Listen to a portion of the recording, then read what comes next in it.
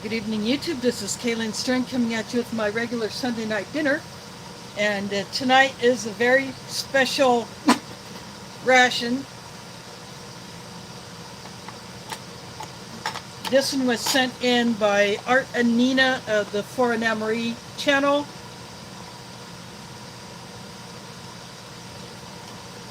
I had only hoped to get this replacement mug after my other one broke, but they sent additional goodies. And this is a classic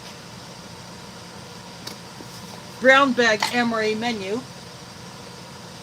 It is menu 2. It's kind of hard to see because it's so dark. It's corned beef hash. Although this is packed by Sapaco, I am not sure of the pack date yet, but it could be from late 80s, early 90s.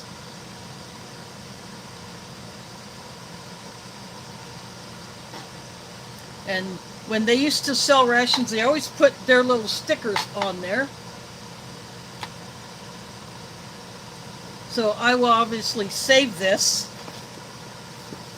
These used to have this, they called it a tear notch, but because these are so thick, it's very hard to get it open.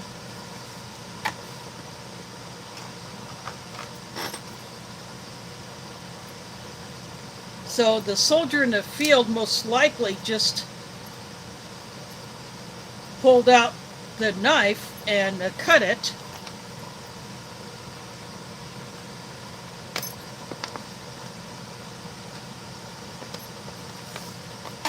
Just like I just did.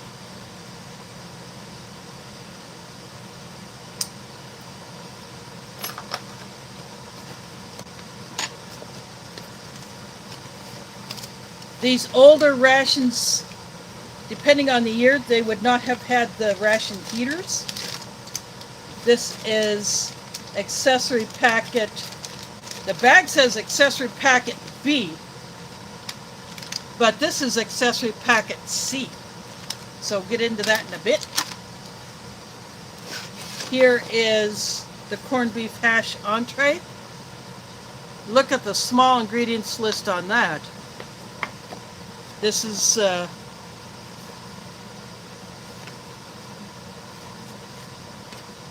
this has the first digit of a 1. So because this is a second generation brown bag, this is 1991. The 85th day of 1991. So later on when I go to edit the title and stuff like that, I will put the 1991 in there. Got a cocoa beverage powder.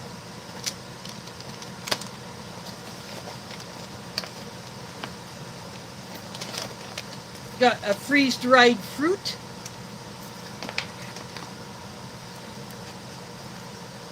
And this is fruit mix.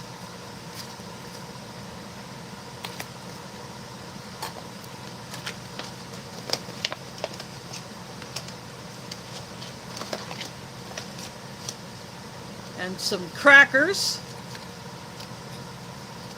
Very, very nice vacuum seal on the crackers. I'm hoping that they're still good.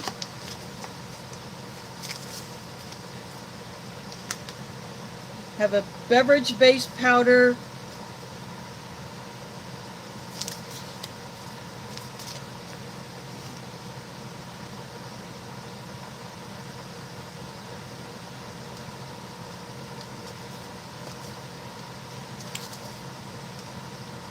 And this has a pack date of 98th day of 1991. This is grape. If that's still good, that'll go into the drinking jar. Got grape jelly.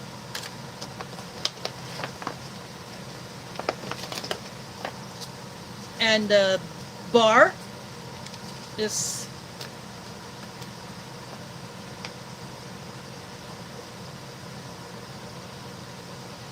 says cookie bar. I'm not sure what kind of cookie bar. And a loose bottle of Tabasco, which looks to be in very good shape. And I just knocked the cocoa powder off.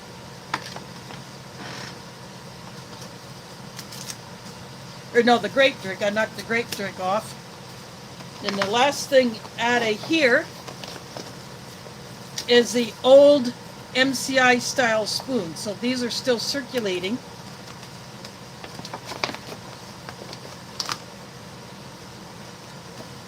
Back then. And that is everything out of the bag.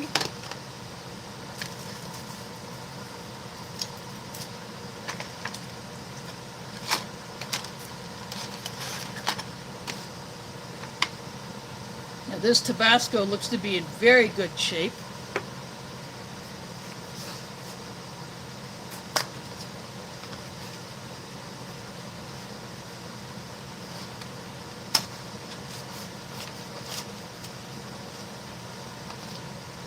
I will be using the ration bag as my trash bag. And we'll have a look at the retort pouch, see what it looks like. Tim Riley's here. Dave Burgerbutt in the house. A little bit of something, probably printing, or maybe some powder, something. But nothing is leached out from anything else. So probably just from the packing line. This looks in very, very good shape. I'm happy to see that. That will go into the pot.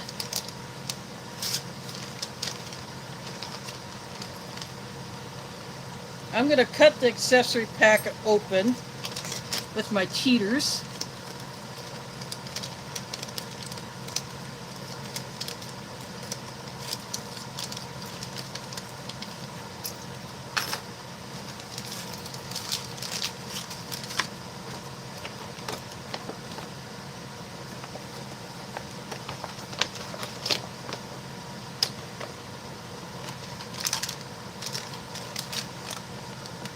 And inside we got the rear roll with the tab over. Got a pair of Tootsie Rolls, very nicely formed. Got the brown packet Taster's Choice. We'll see how that looks. I have a backup plan in case that one is messed up. Got the Dee Bean & Sons matches. Gray with the red tip. And then the striker on the back side.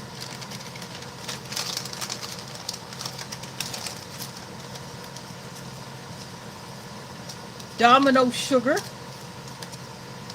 Got iodized salt. Much better sized packet than what they put in now. And then this is the wet nap and the black and white labeling.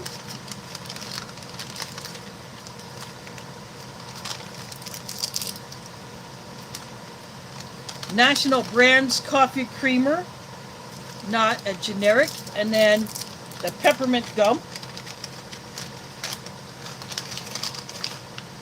And that is it for the accessory pack.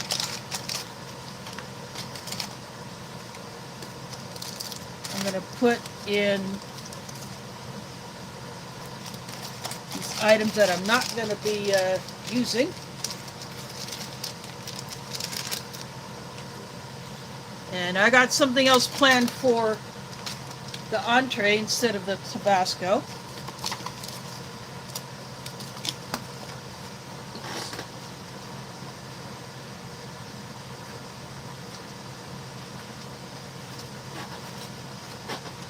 Knock the fruit off.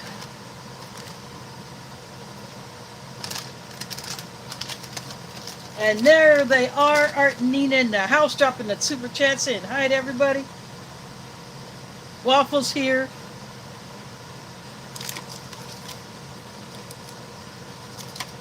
I'm going to put these Tootsie Rolls back here.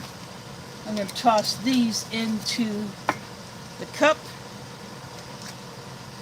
And we're going to check out this great drink.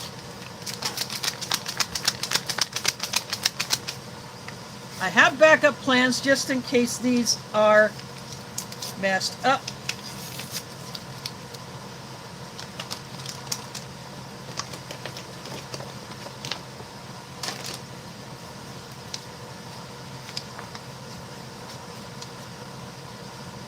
It smells just like a great drink powder should.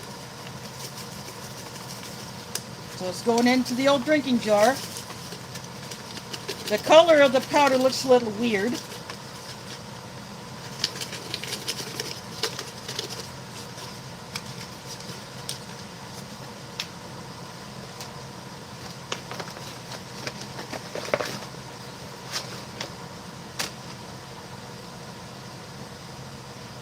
Infos is in the house. Now let's see what this stuff actually looks like with the water going in. I'm not getting any really off-putting smells, nothing offensive. And here comes that purple.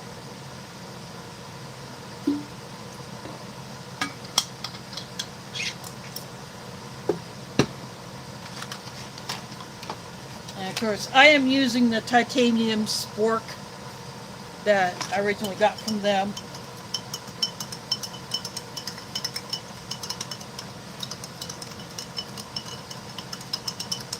It's a very, very dark purple.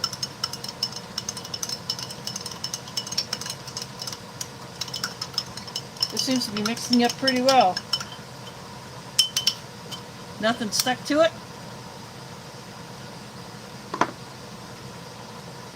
Now it's time to check out this coffee.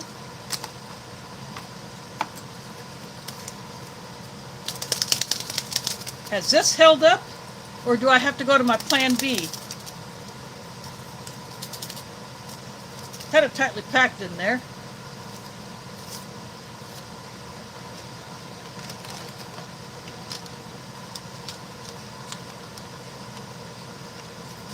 Oh yeah.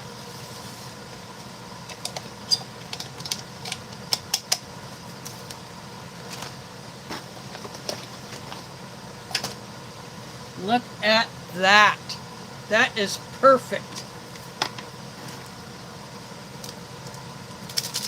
You can always count on the sugar being good unless the packet gets wet or something spills on it, because it would take a whole lot for sugar to go bad.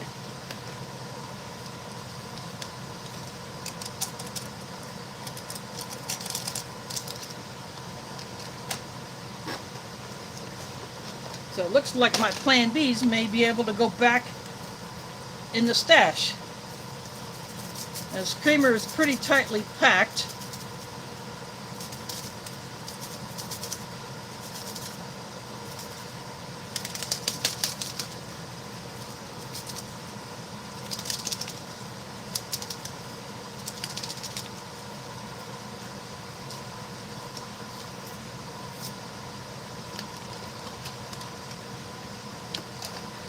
And this is from 1991. Well, it looks like the creamer has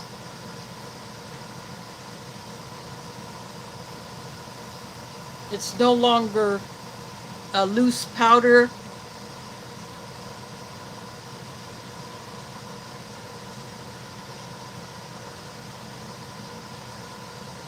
And I think it might be messed up. Well, the corned beef is a classic. This creamer is going in the trash. Unfortunately, it's not any good.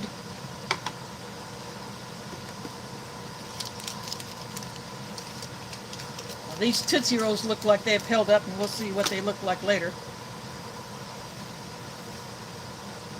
I am going to get some creamer from my kitchen when I bring back the kettle for the coffee, and I will go put this in. This ration didn't come with peanut butter, but it has a jelly for the crackers. But again, I got something planned for the corned beef hash besides using the Tabasco. I got this idea from someone on Facebook. I'll be right back.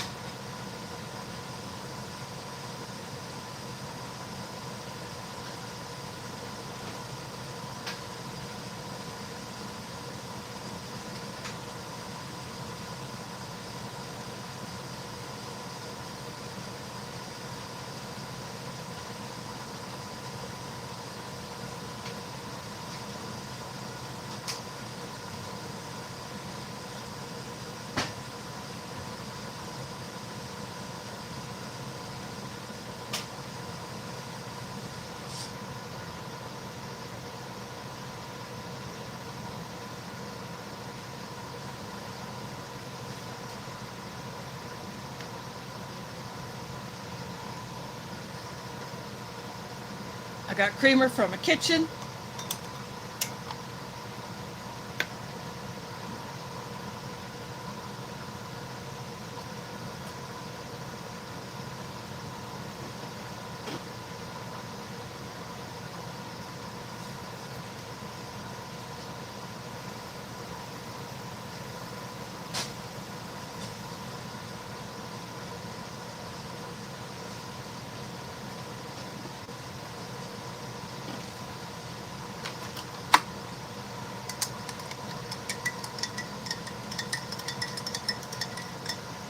I didn't get any weird smells off of that other creamer, but because it had possibly gotten moisture into it and it just all caked up, no, I'm not going to take a chance on it.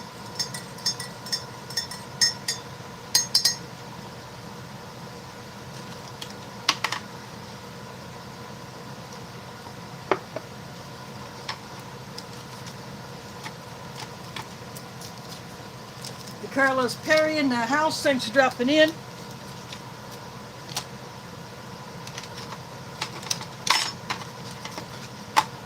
I'll start opening up everything else. Once I take this cookie bar out of here, I can flatten the wrapper.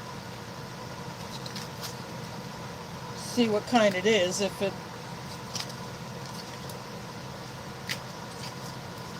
Oh, that was a fail.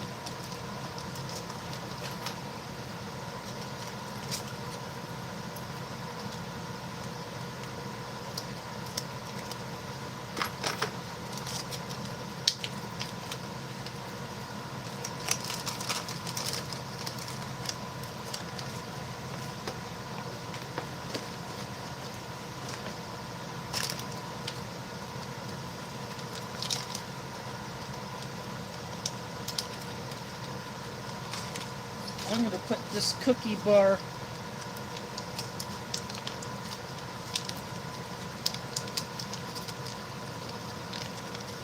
very tight vacuum seal on that.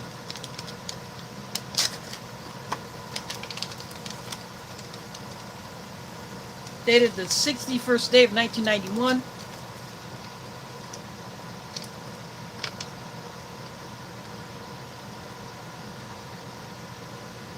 It's an oatmeal cookie bar. So this is an oatmeal cookie bar.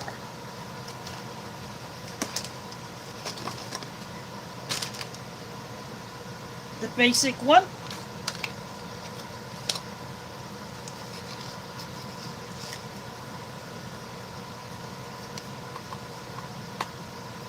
Spilled some of the grape drink powder there.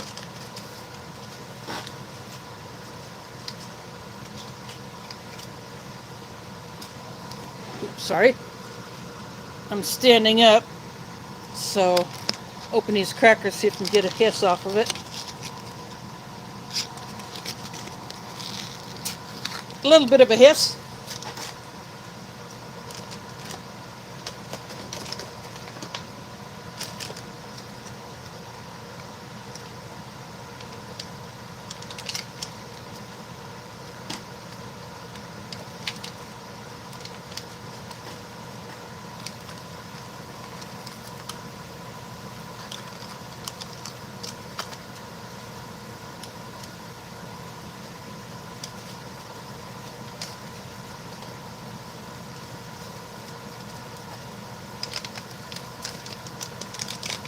They're wanting to stick inside here, so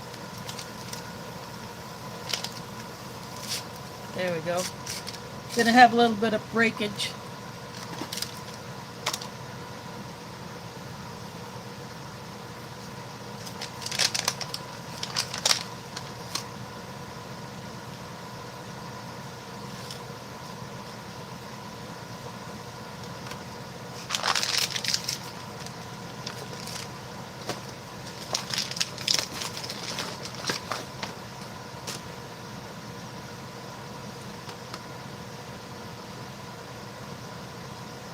Wyoming Adventures, welcome. Thanks for dropping in. This is a 1991 brown bag US MRE menu 2 corned beef hash.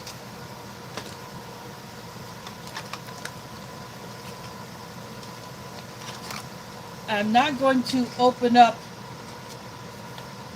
the fruit yet because once I do, it'll really start absorbing the humidity in here. But what I am going to do, I am going to go ahead and get another mug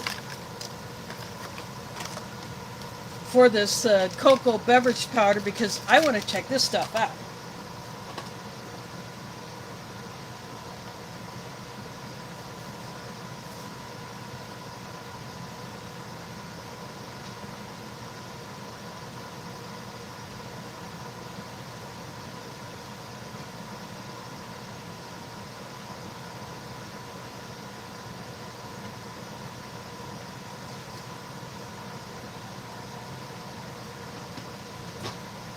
Get these crumbs over to the side here.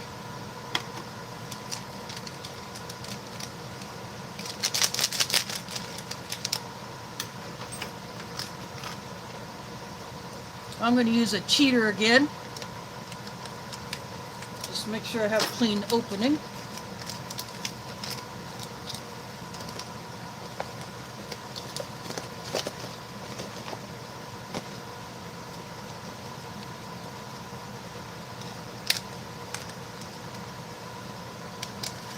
It smells pretty decent. It smells old, but it doesn't smell like it's gonna stink up my apartment. There's what it looks like.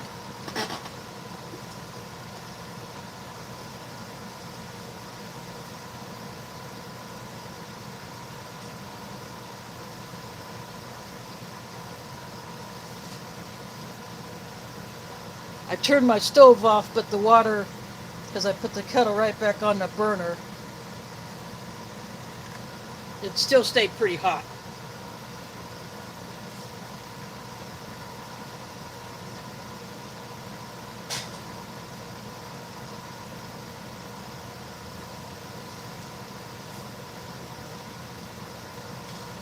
I'll give this stuff a mix.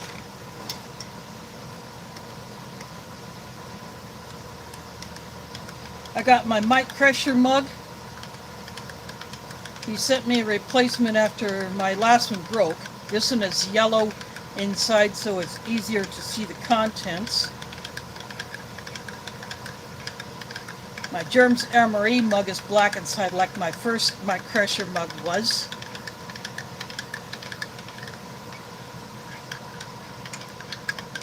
Seems to be mixing up pretty good.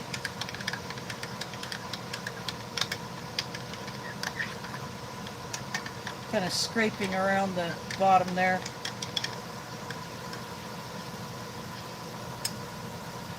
None stuck to it. I'll put that back there next to my coffee.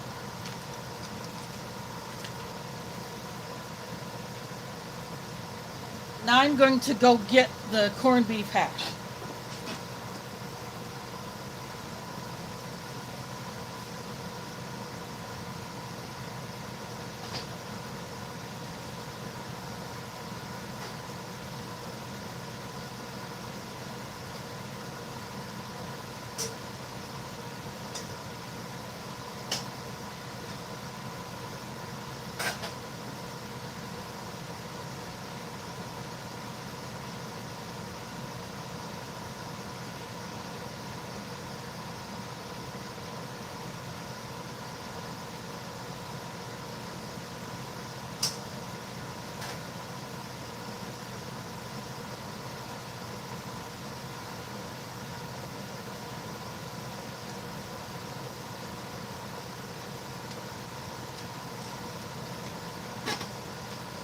I am back.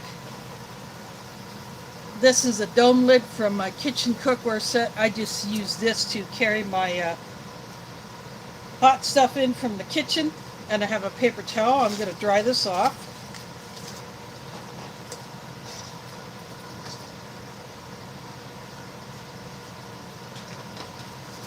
Make it a little easier to handle.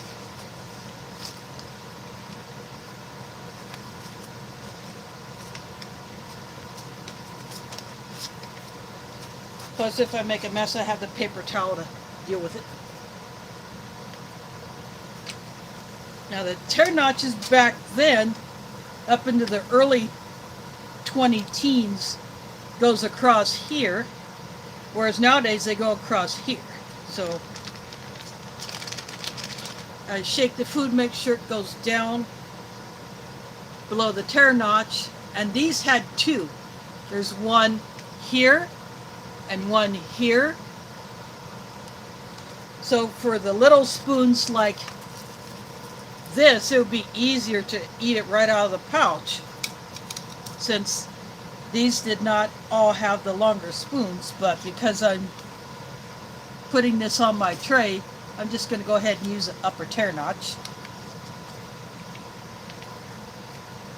Actually, I think I'm just going to... Sometimes these are hard to open, so I'm just going to give it a little cut. Give it a head start. And that came off really easily after that.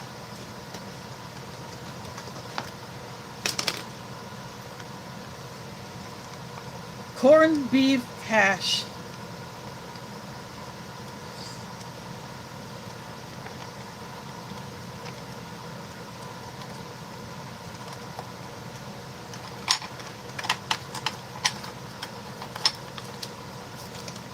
Put that up there for the moment.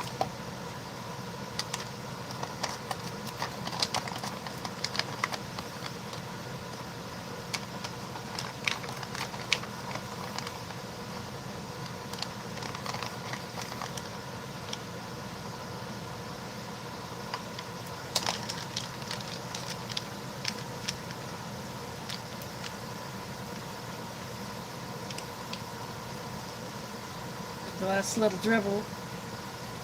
That smells so good.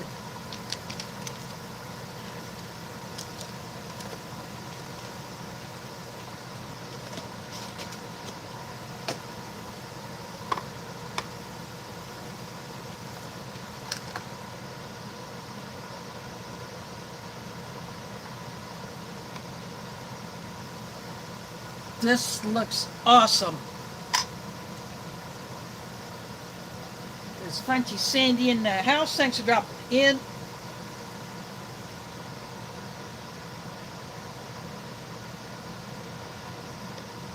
Yeah, the jelly.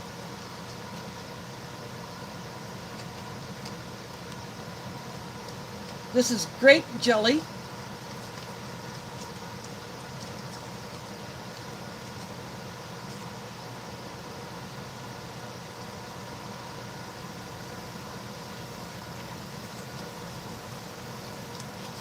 I'm going to cut a corner off of it.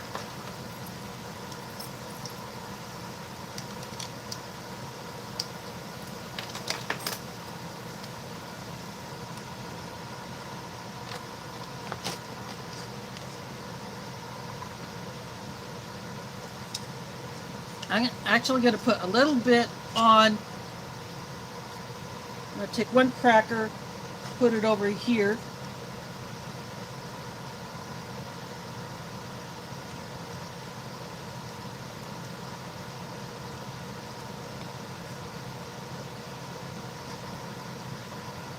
A little bit gloppy, but there. It has definitely darkened.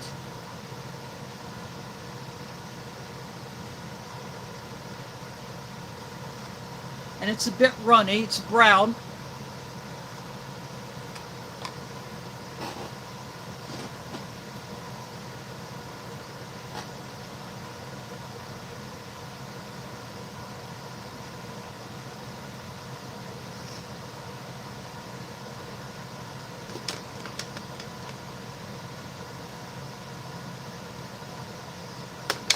Yeah, there are wildfires up in Michigan as well, and that has drifted here.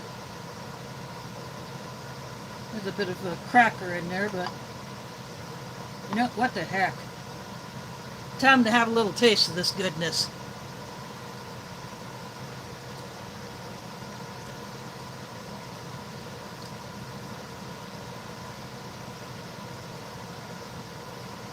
That tastes like it was made not too long ago.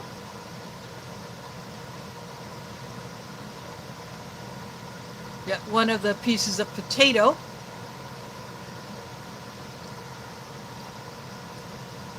A little bit more firmness than what you might get in modern MRE entrees that have potato in them, even though they are this small.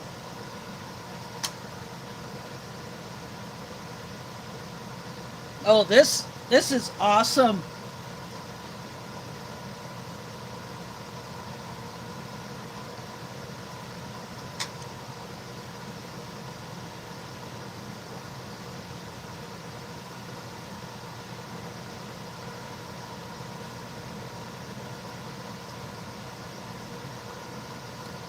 I'm going to take a little taste of this little piece of cracker just on its own.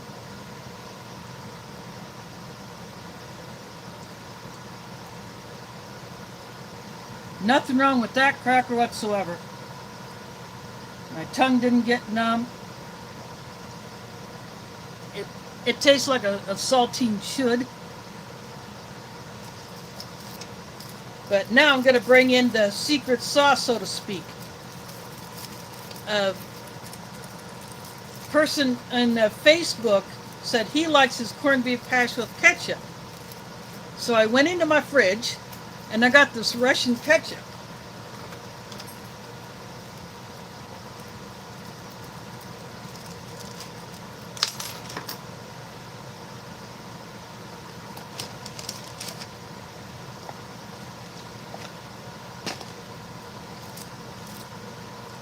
Move my spork. It's a little darker. It almost looks like barbecue sauce. This packet does have some age on it, but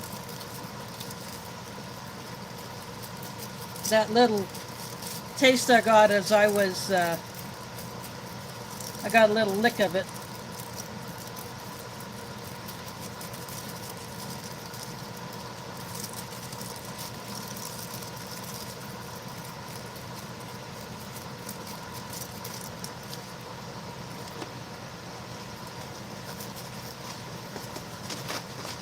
It has a slightly different taste, a different tang than American ketchup, but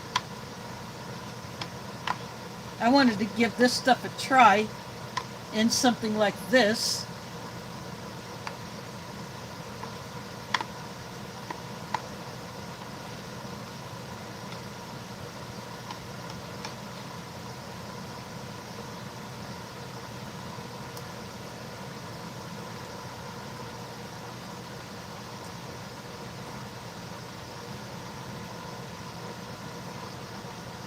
Oh, that's good.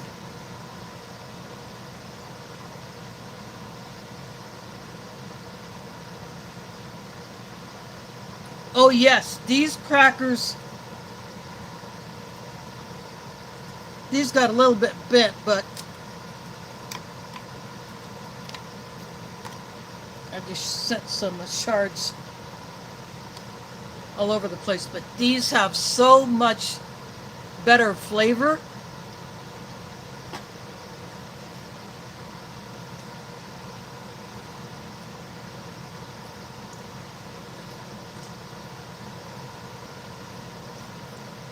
They taste like a saltine cracker.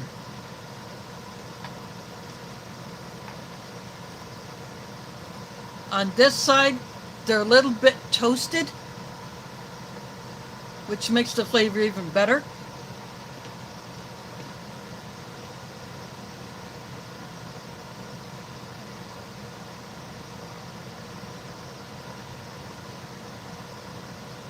No, They are so bland.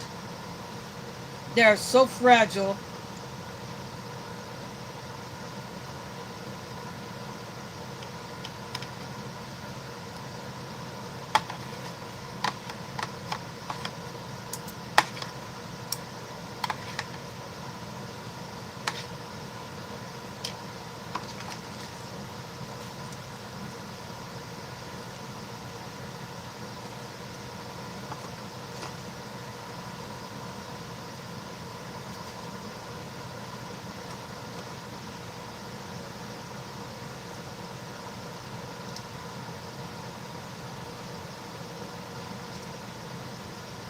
And that grape jelly is still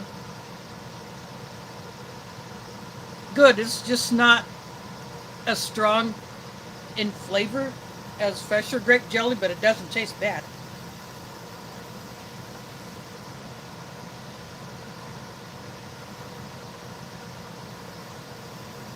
Yeah, what would be even better would be like crackers from the 80s. These are close, but from the first generation brown bag,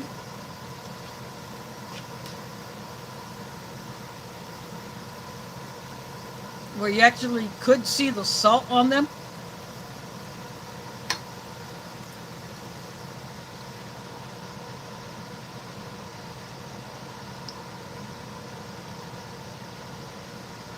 That would improve them so much.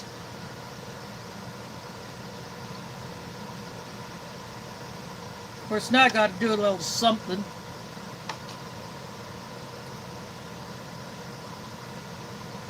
Put some of that on the cracker.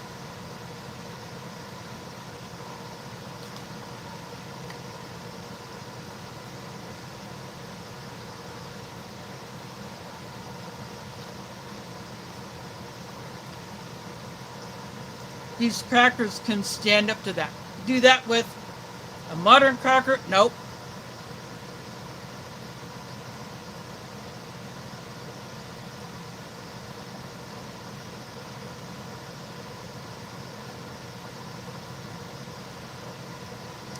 Oh, smoked turkey drumsticks sounds so good. Closest I'm going to get to that would be the smoked turkey I got in my fridge that I got from Hillel Groceries.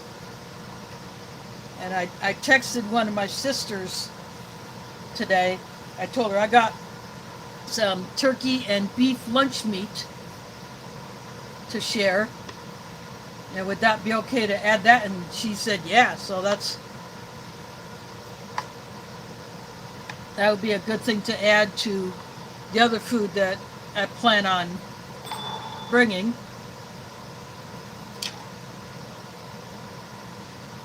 Yeah, I got to do that again.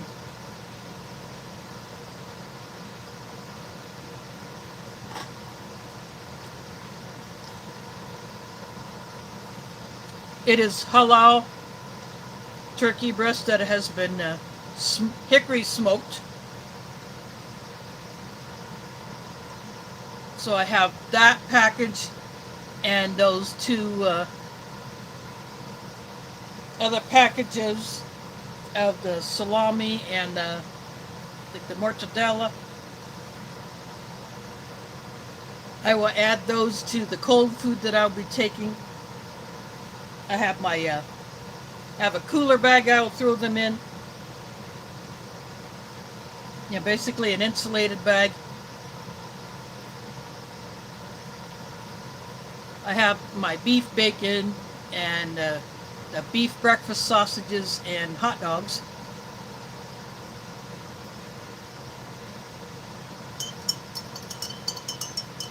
And a couple other things I'm going to throw in there.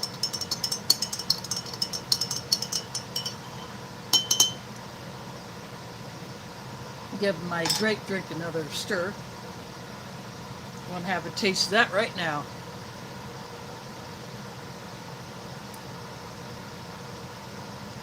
That's a good grape drink. Not as good as the one that actually has 40% grape juice powder in it. That only came with the UGRs, or unitized group rations. I got into a whole mess of those from an eBay seller. I drank a few of those myself, then I sent off a few to a couple other people, and I still have like one or two left that I'm holding on to. Those are so hard to find.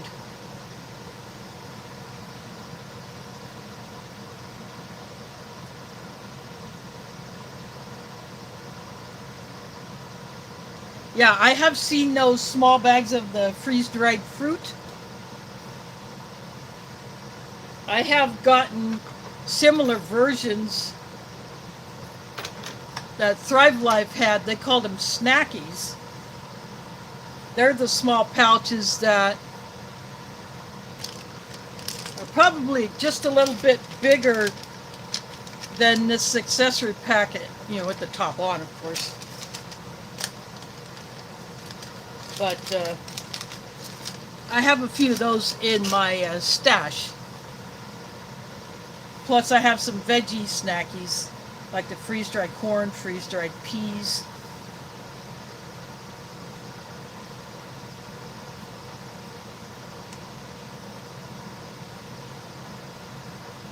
But one other brown bag, MRE, I forgot which menu it was, what year it was.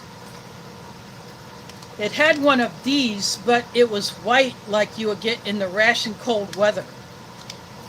I chose not to open that.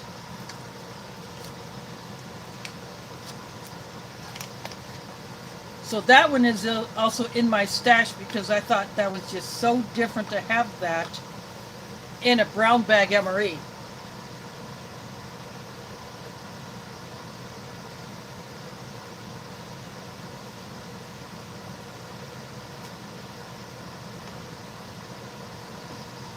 Yeah. If you want to look for the UGR drink pouches,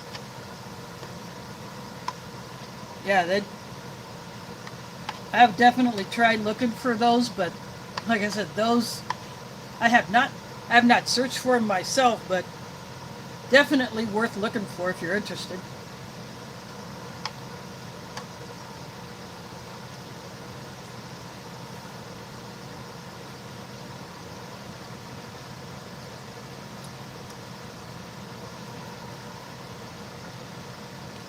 Now here is the brown packet Taster's Choice with the Domino sugar and my creamer.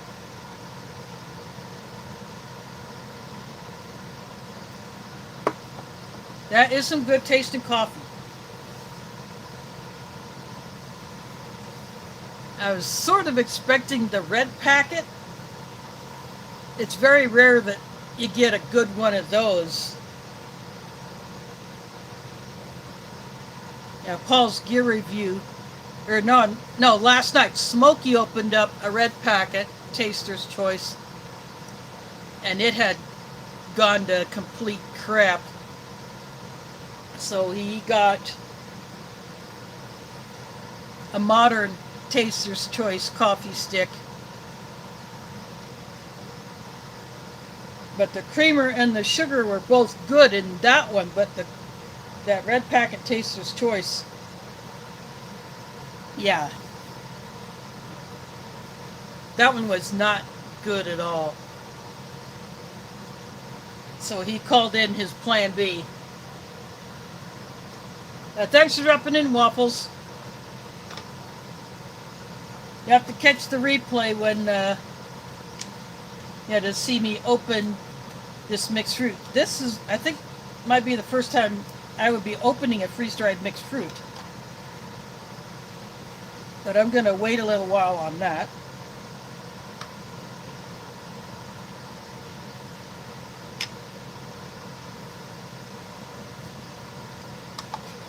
This grape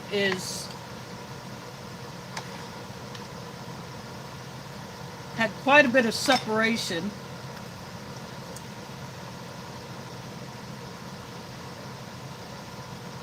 You can almost almost cut it.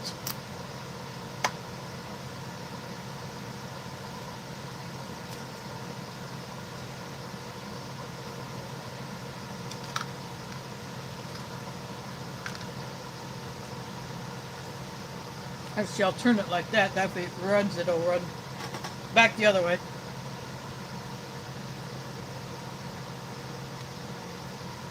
But I will enjoy finishing that off.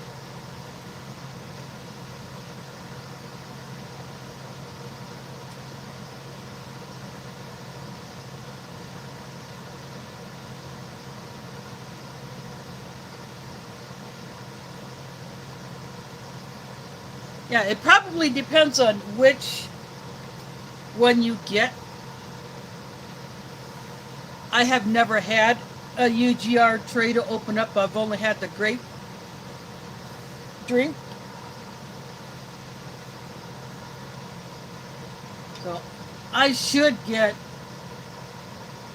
something from a UGR in the future.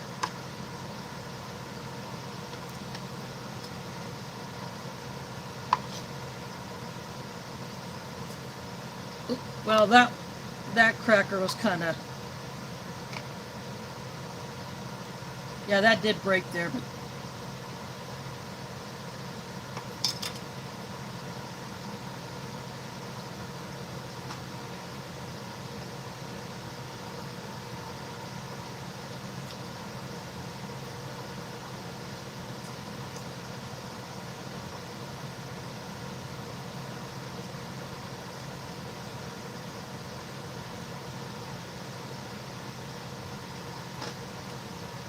yeah, you would definitely have to be careful with those.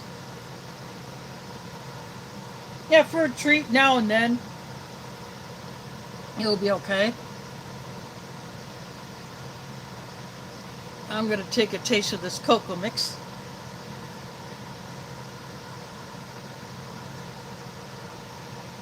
That's good too. That has no bad flavor.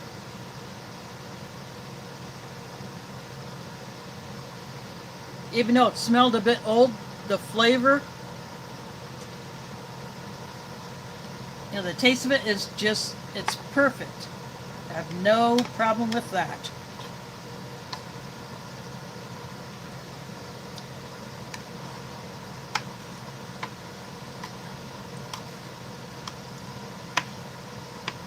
The ration packers need to bring back the corned beef hash. And possibly a few other older menus.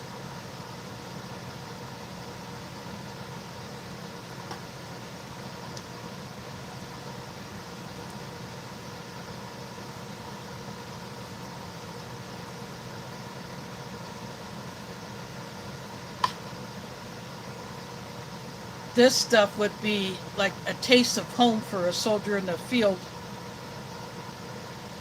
who is just looking for a little comfort food.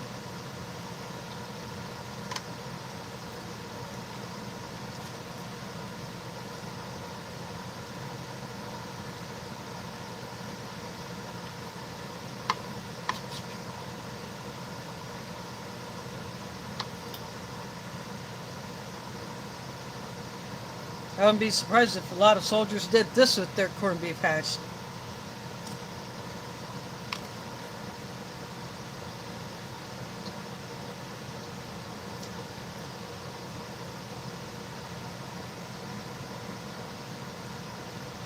Prepper for the Ages is here. Thanks for dropping in.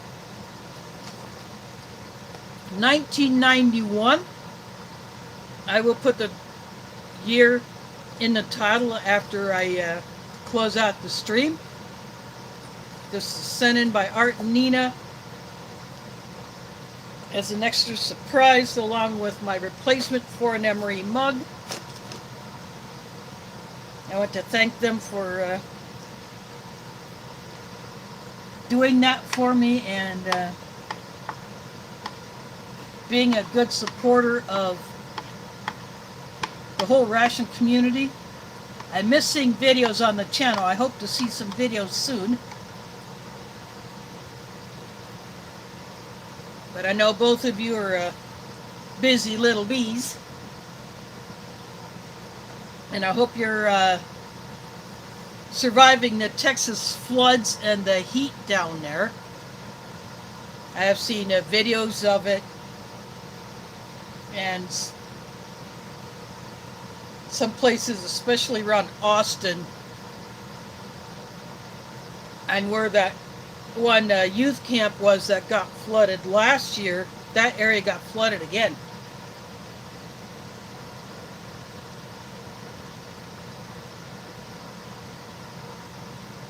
So I hope you're all doing well down there, staying safe and trying to stay cool in this heat.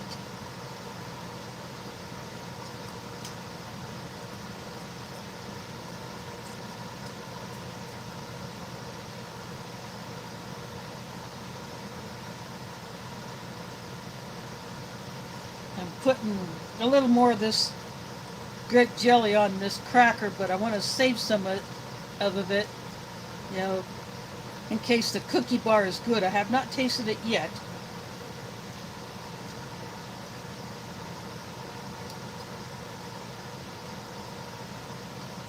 But I do want to, if that cookie bar is good, I am definitely going to try some of that jelly on it.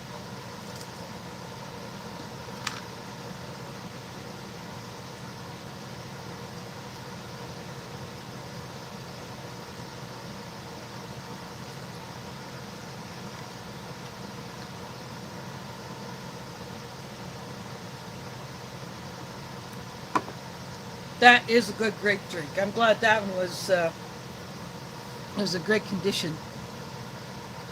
Here is a look at the cookie bar.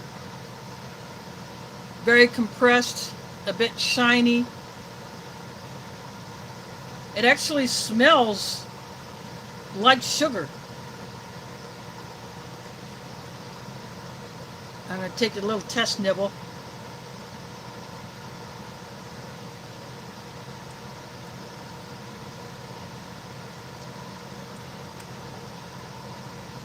Nothing wrong with that.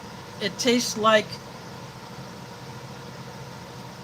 an oatmeal cookie with a good amount of sugar in it, like some recipes do have.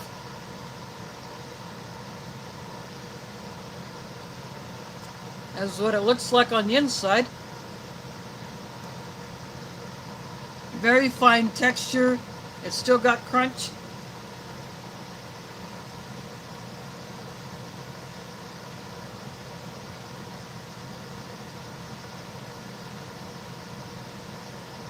No, I have not tried or even seen the pecan Snickers. I don't do a whole lot of candy shopping. Once in a while I might look for a candy bar or some kind of candy to eat while I'm waiting for a bus, but usually I just want something to drink. Because most of the time I'm usually not hungry when I'm out riding buses.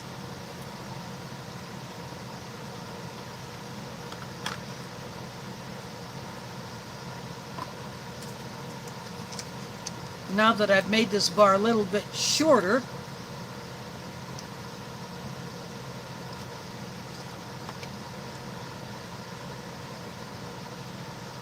to fit there, there's some of the grape jelly on it.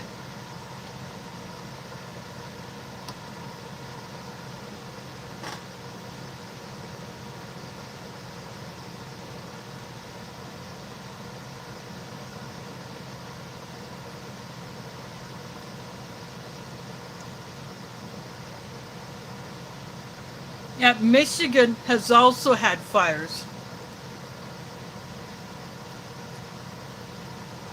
I was watching a channel a little while before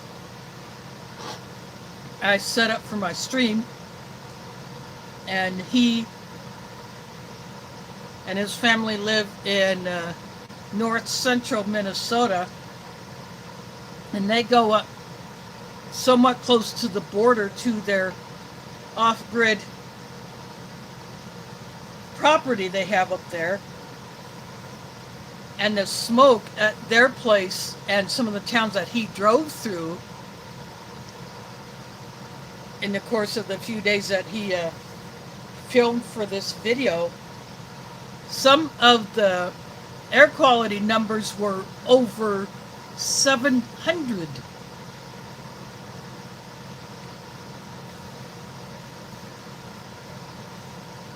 Imagine that. You're going through a place and the air quality index was over 700.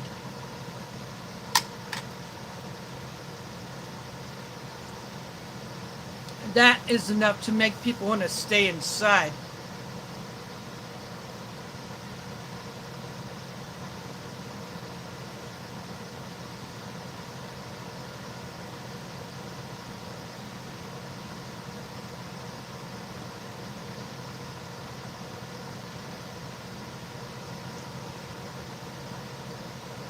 Yeah, I would not be surprised at that. It was close to 100 for the air quality index here in Des Moines. And a couple other towns I have on my weather location list, the index was over 100. So it hasn't been that bad down here, but for people like my mom who has COPD and a weakened immune system, plus her heart conditions, it can really bother her. Last year when we came back from the lake, the air quality was in the 50 to 100 range in Corning, but when we got back here to Des Moines, you could smell it, you could almost taste it. She had a hard time breathing. When we all met up at one of my sister's houses, where we would unload and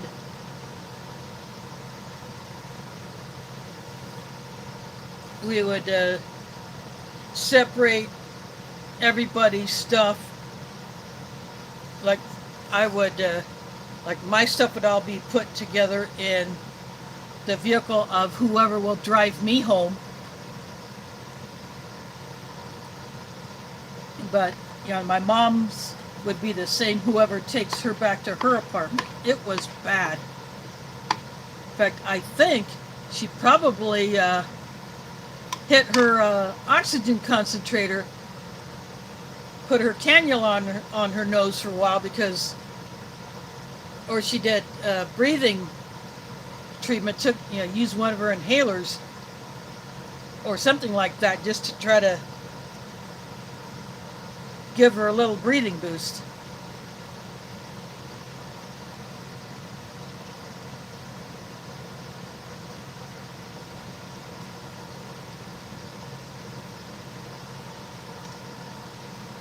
Yeah, the elderly, people with compromised immune systems or breathing problems,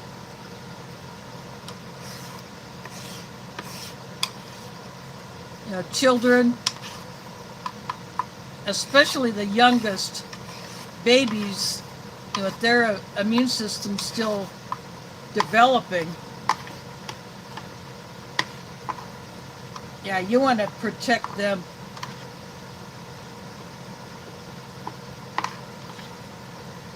As much as possible and stuff like this.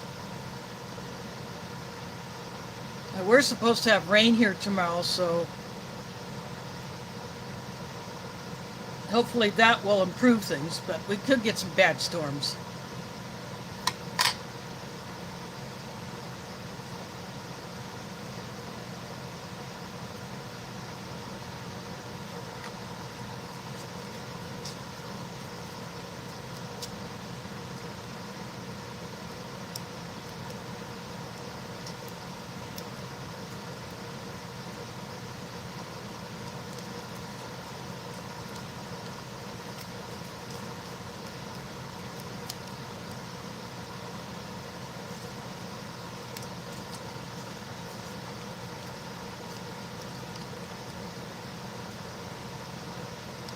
Last little bit of this is going on the cracker.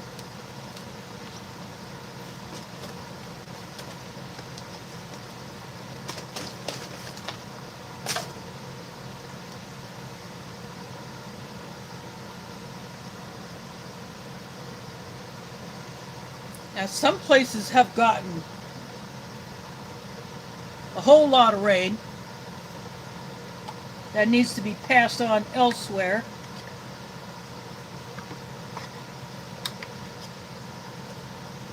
Pennsylvania has gotten a whole lot of rain.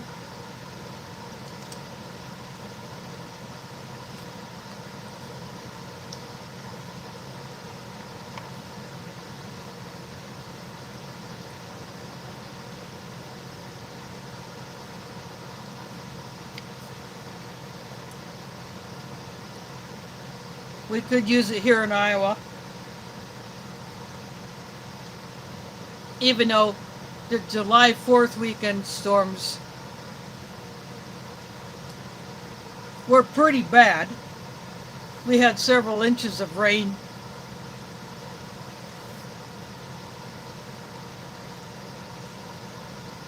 Here, and it varied by where you were, even in the city.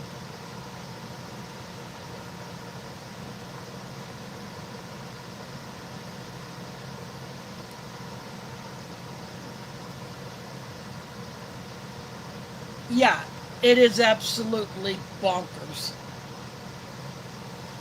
And it looks like we have a fried fishy in the room.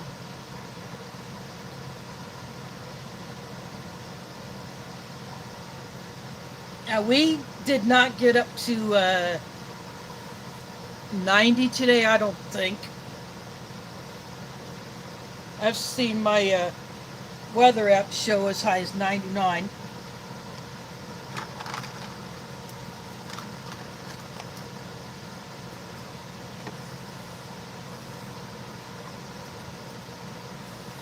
I'm finding a few cracker crumbs and I'm throwing them in the hash.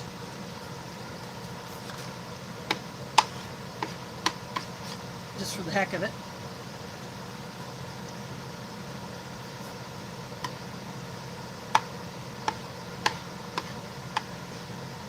But some places here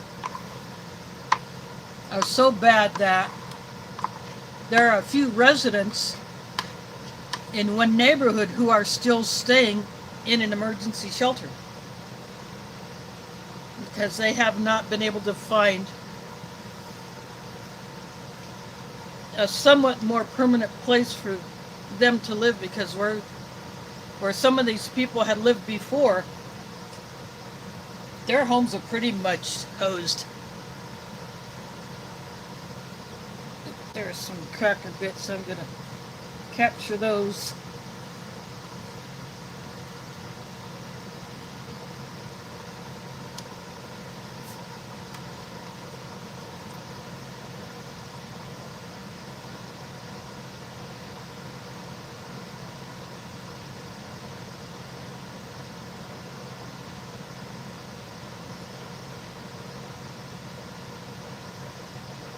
Oh, I'm not surprised at that, because that area took some serious hits.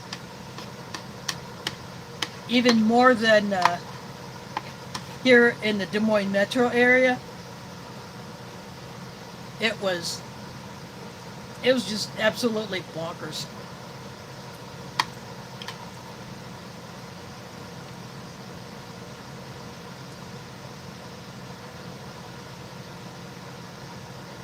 There are 2 or 3 families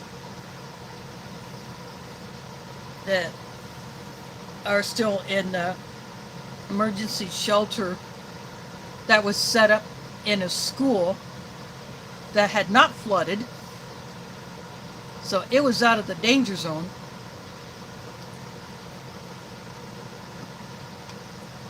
And it's a good thing that it happened now instead of while school was in session, because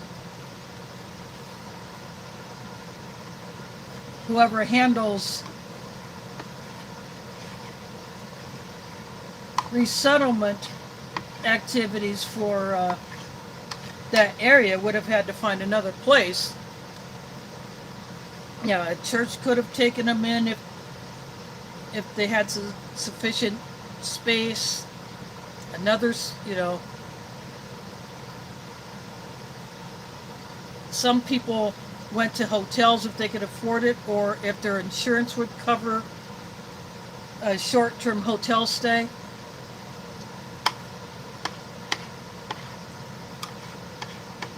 Others went to go be with relatives or friends.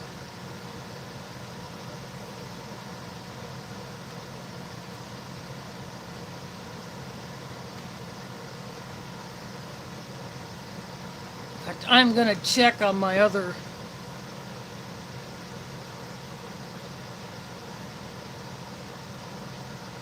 oh, we got I got to sometimes this thing doesn't like to refresh the weather. I have to force it to. My main phone has been acting like that as well. Sometimes I'm forced to refresh the weather app.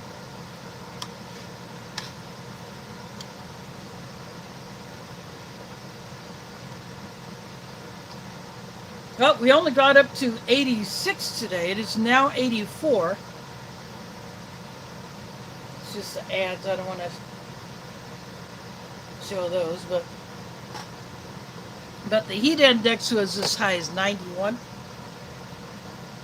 or maybe higher, I think, or maybe 96. I don't remember what the heat index was earlier today, but it was still quite toasty when I went outside to take the cat crap out to the dumpster. And the sky looked just a tad hazy. Again, not too bad.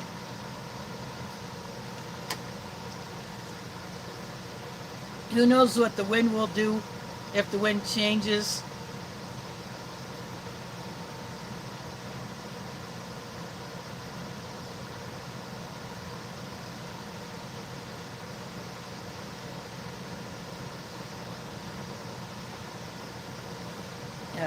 And even if someone has insurance, you got those deductibles, you got those things that the insurance will not cover. Just like on 24, when I had the problem with my renter's insurance, because I could not provide receipts for things that I did not purchase. Especially items that, if I wanted to claim them, they're like,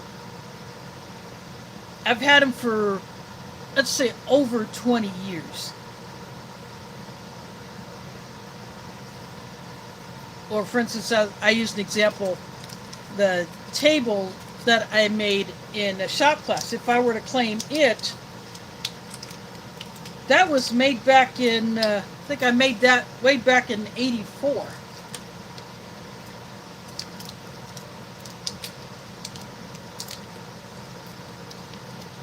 In my high school shop class, so that would not have been accepted because I had no receipt from way back then. I'm opening up one of the Tootsie Rolls.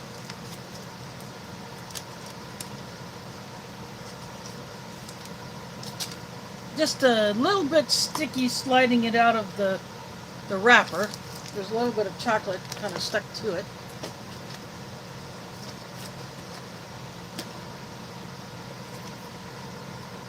But no bleed through on the cardboard. Oops.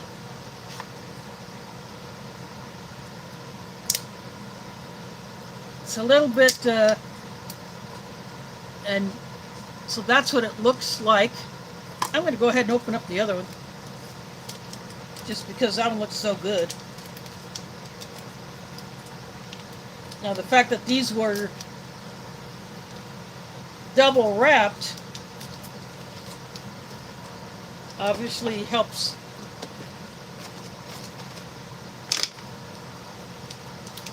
them last longer.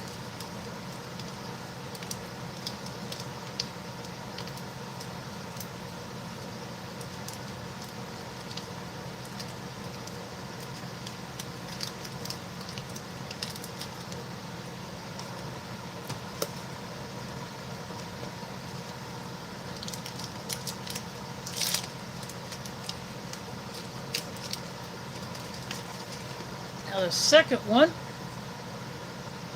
It got a little bit squeezed. But again, no bleed, hardly any, not much bleed through on the card.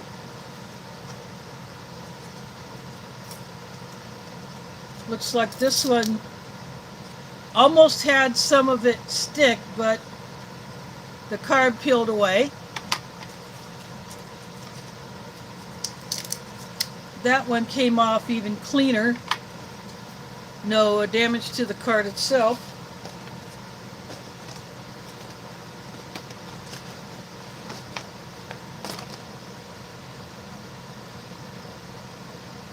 No, they're a little bit lighter in color.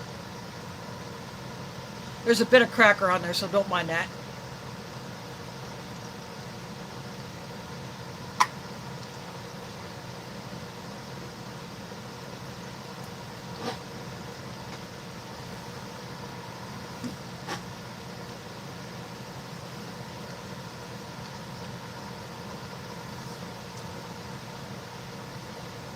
It's got an old taste, but that kind of cuts through the sweetness, but I'm not getting any kind of numbness in my mouth at all.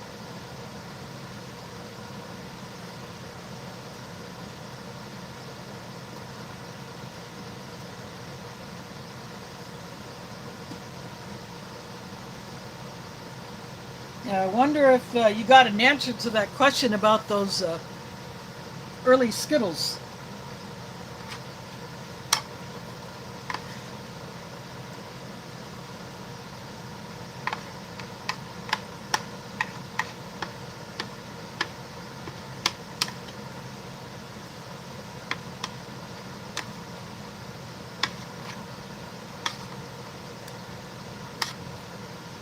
Well, that stuff was good while it lasted.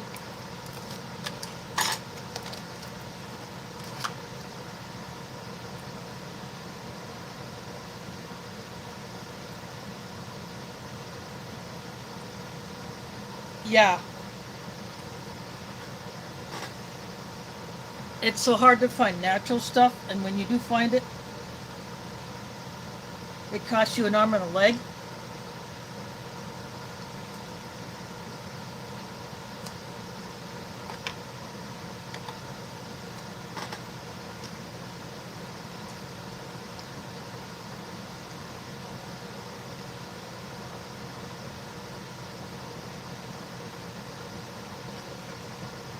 But sometimes you can find some good deals.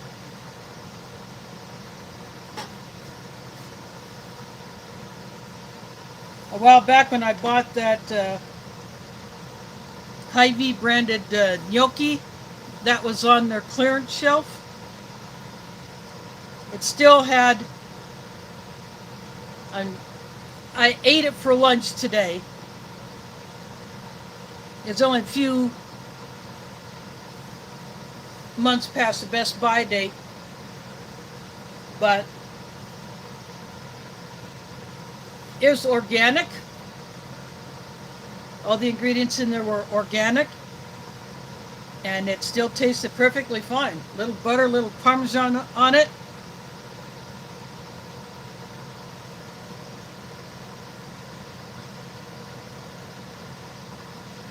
Yeah, I'm quite surprised about how well everything survived, except for the coffee creamer. I'm a little bummed about that, but considering what was probably in it, I'm okay with that one thing being all crapped out.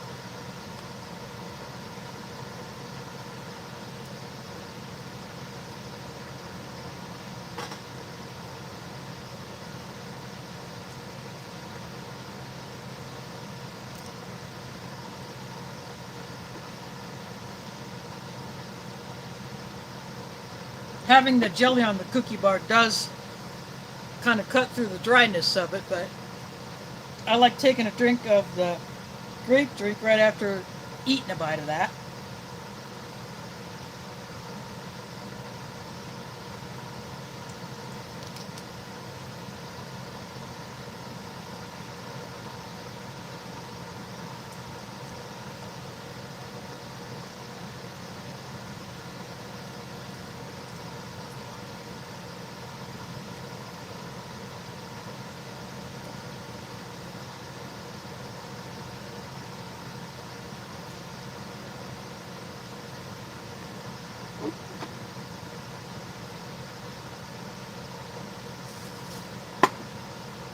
I went ahead and finished off the cracker that had the grape jelly on it.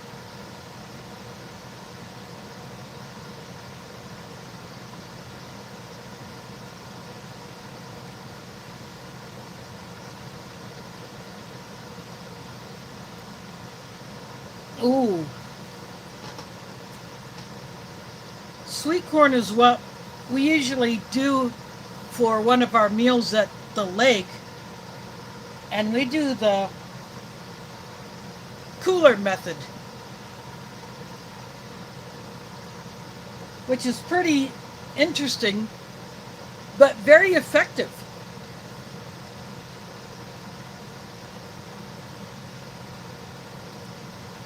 My sisters had learned it from someone, I forget who they got the idea from, but it's quite effective. We have a small cooler that we can put a whole bunch of ears of corn in, and basically you got to have one of those hard coolers to do it. You put a bunch of boiling water in the cooler with the corn, the whole ears of corn,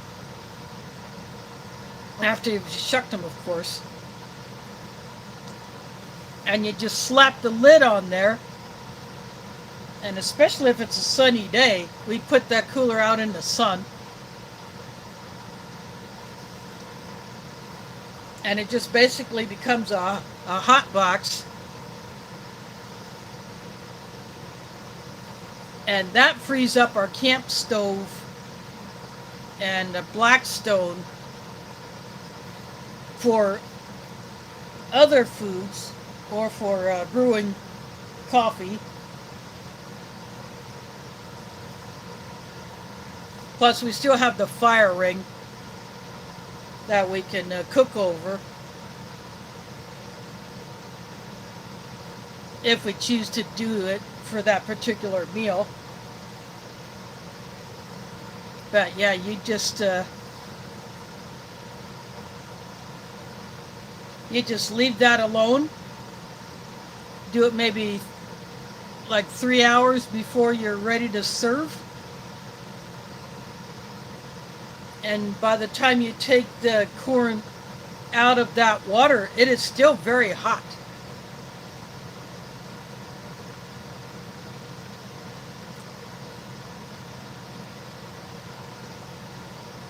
And the corn really stands up to it. It doesn't affect it at all being in the water for that long.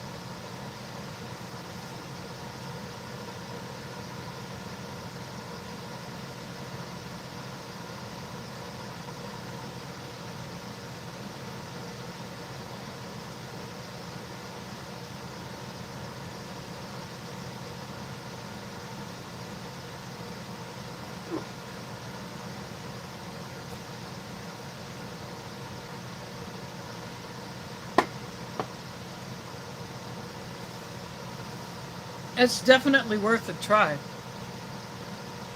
And even do it at home if you want to have corn on the cob but you don't have a means to cook it outside. If you don't want to grill it or you don't have a fire pit or a stove, you can put a pot on to cook it that way. Just do the cooler method.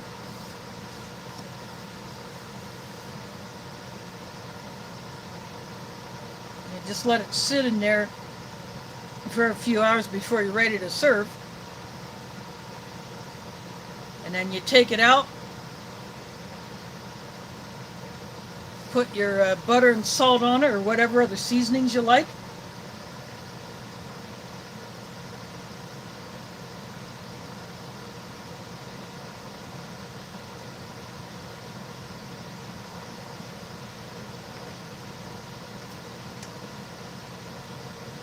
Oh, and folks, I would like 15 degrees Celsius. That would be a comfortable temperature for me.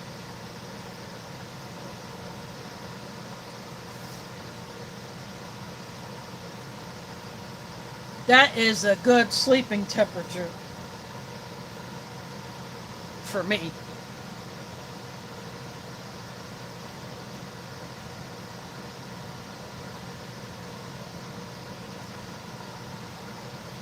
Yeah, I have a hard time growing stuff here on my deck because it faces north. I don't get hardly any sun, and you probably just heard my cat meow. Don't know if you saw her go right to the left, like right here, to the left of my little table. Sometimes you might get a glimpse of her.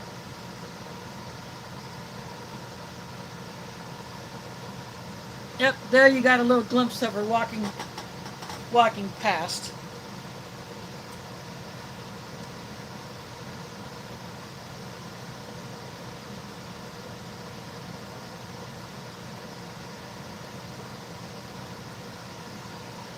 Yeah, my oldest sister's late husband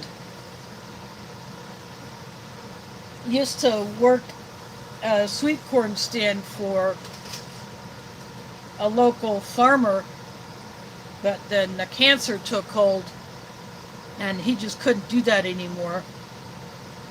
And sometimes she would help him out there, and he would make a little money, and he would get to take a little bit of the corn.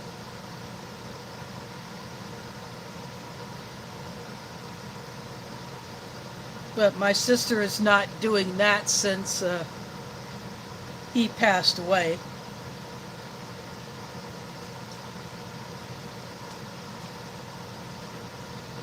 She is still employed by a local school district here.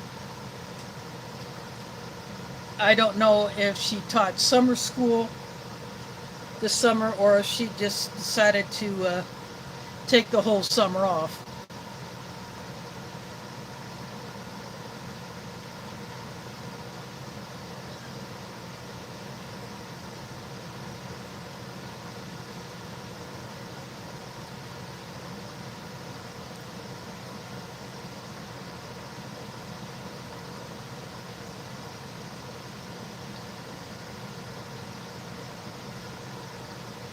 Yeah, do come here.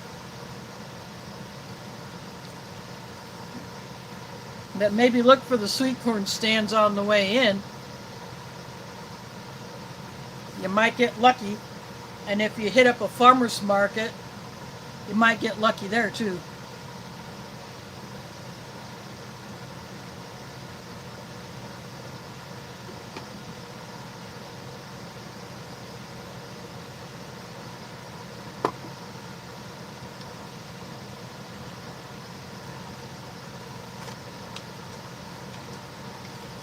It's time to check out this freeze-dried fruit mix.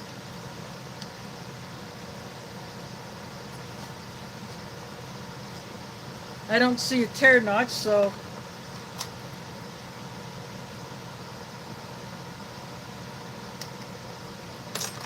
I cut one. Let's see if we can get a hiss out of this. I don't know. Nope. No hiss.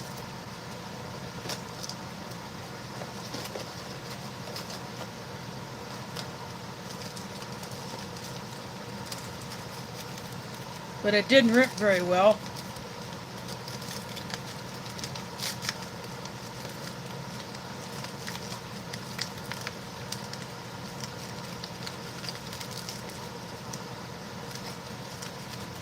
I could definitely smell the packaging.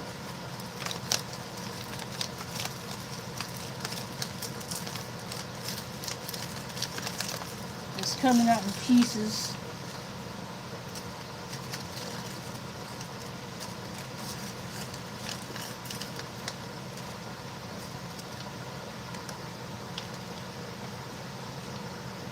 I got it all out of there.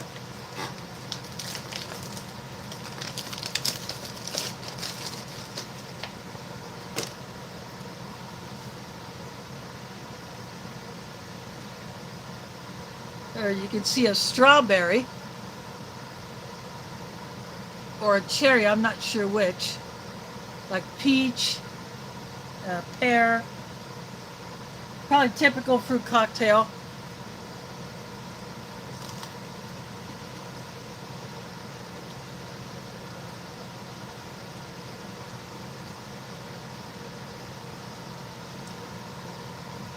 That tastes fresh.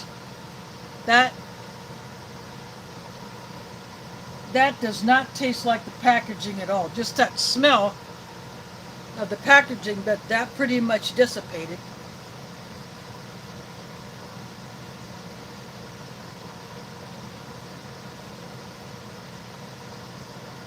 Wow. That would be a pretty darn good price. I'm going to read the ingredients on this fruit mix if it has it.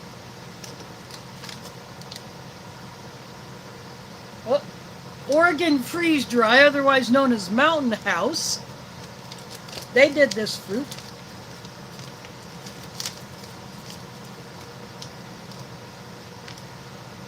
I don't see ingredients on here.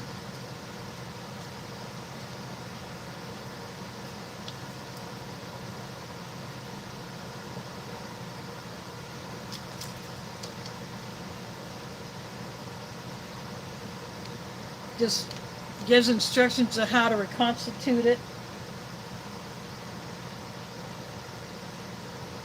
In cold water. No ingredients, but I would say the typical fruit cocktail.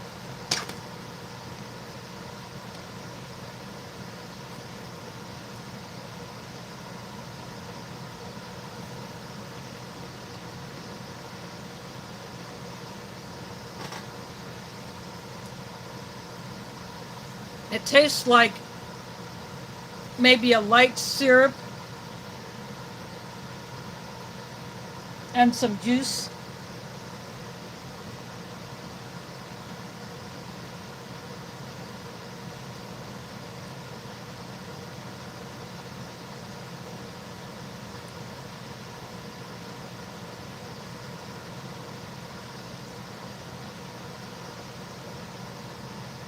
I know back when I first got into this, I used to see the military entrees in number 10 cans that they used to sell on their website, or you could find them elsewhere online.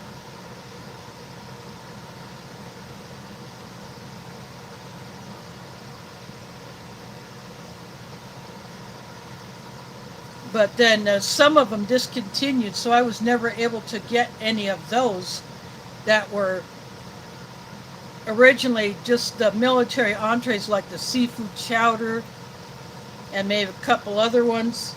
I never did get any of those cans, unfortunately.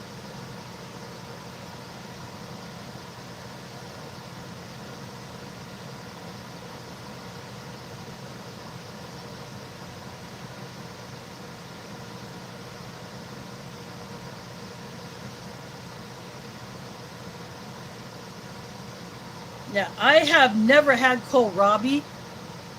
I don't know what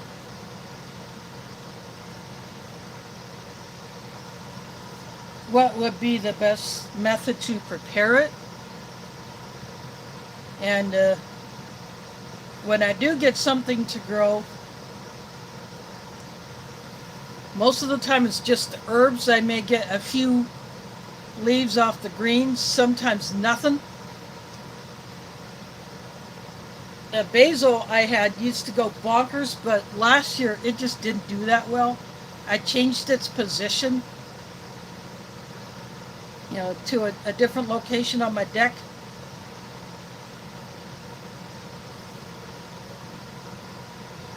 But I think next year I may go back to putting it where it was. I just didn't have much of anything. I, I got some stuff popping up, but I have no idea if it was from the seeds that I had planted last year that didn't sprout last year, or if it's seeds from whatever may have been drifting in the air.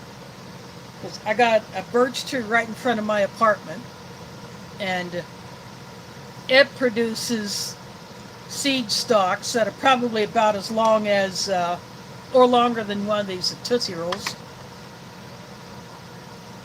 And if I see them land on my deck, I'm tossing them. And then we also get these, I call them seed leaves. It's a little thin leaf, but no wider than one of these, the Tootsie Rolls, but maybe about that long, and there's a little tiny seed in the middle of it. If I see those land in my pots, I toss them, because I don't want something that could end up being a tree growing in one of my pots, because I just can't do trees here.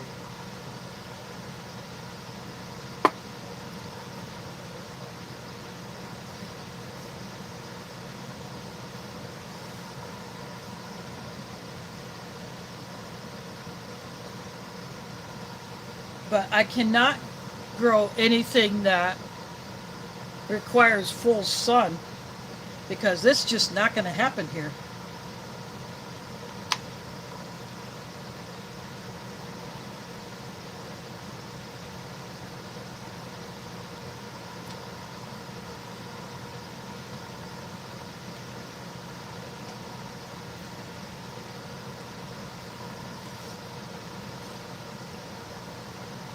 The decks here are actually divided.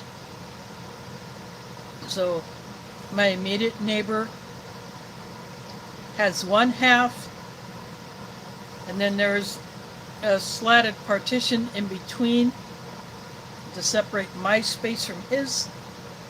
And because his is the western half of it, he gets afternoon sun.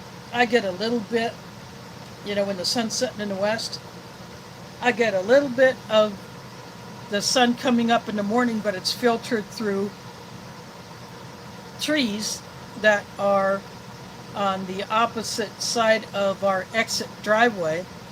Plus there's a house over there.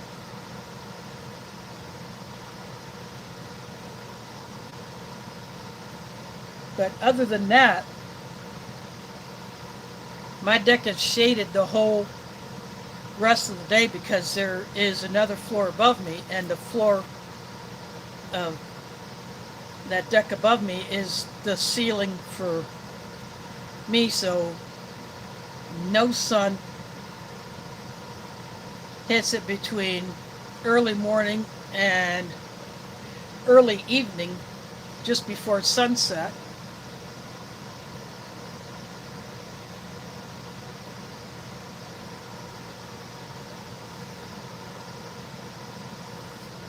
And my mom's apartment is the opposite.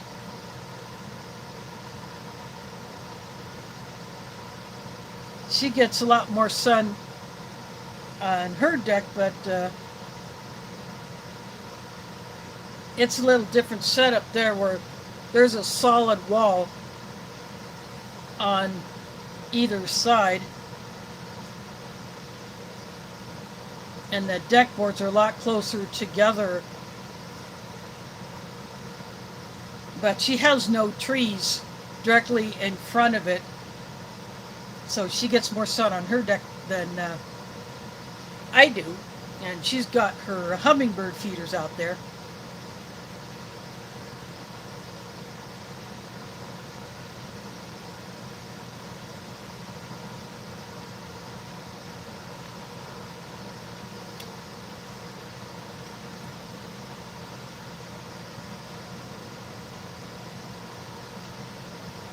She has a few pots out there, but not very many because it's just too physically hard for her to do.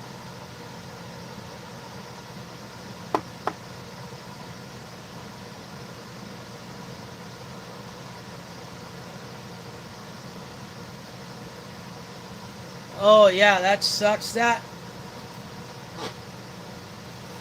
caused a lot of tree loss here in Iowa and even here in Des Moines. So many property owners and public spaces that had the ash trees, even if they weren't too far gone yet, they got taken down in order to halt the spread. So over time, people are trying to find different species of trees to put in their place.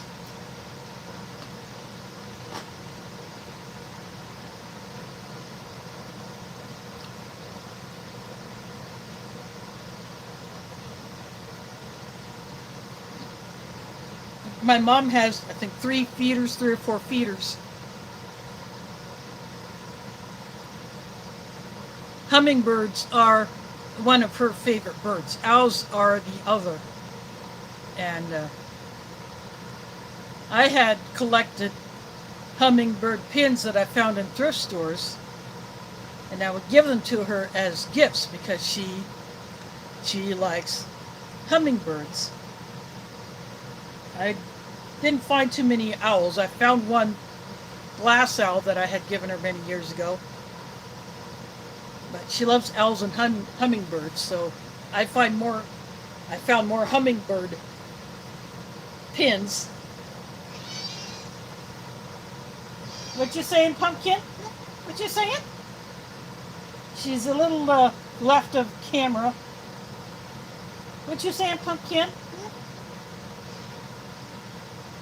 I'm giving her a little scratch behind her ears.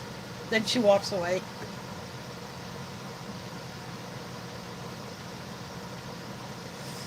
Yeah, we still have maples here. I get maple leaves landing on my deck, from they're in the park.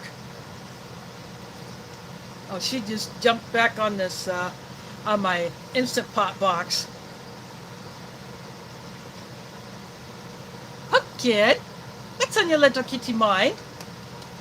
What's on your little kitty mind, Pumpkin?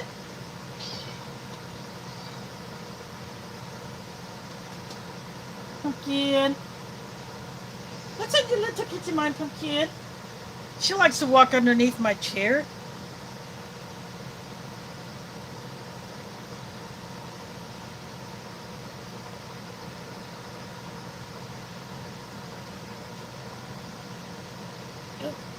Let me pick that up, Pumpkin. Oh, paper towel that I use to dry my retort pouch off.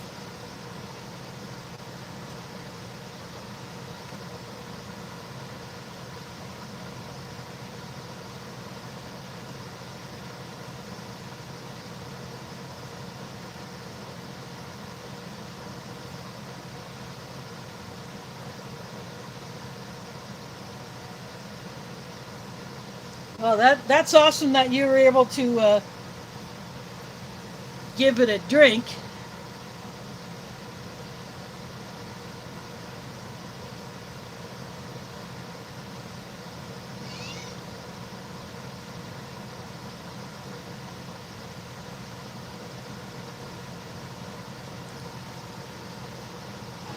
Yeah, you saved that little hummer's life, no doubt.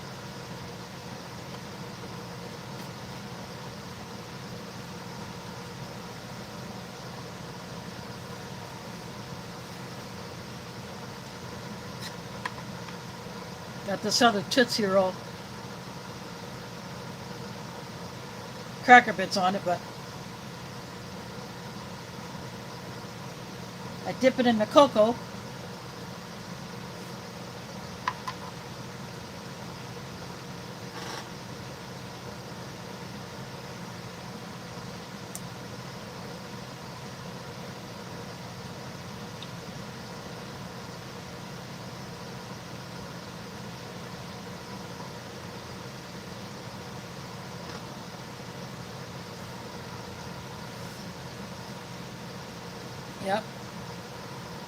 I have actually seen a couple of dead birds during previous heat waves,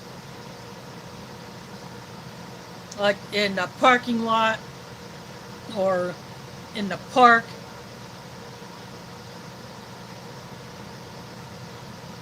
What I did last year, and I should have done it this year, is I put a bowl of water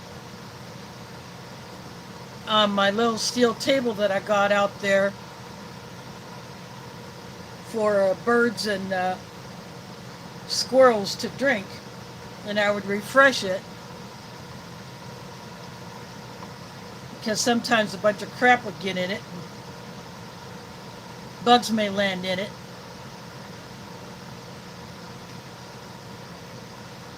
Obviously, this doesn't soak into the Tootsie Roll, but put some more chocolate flavor on there.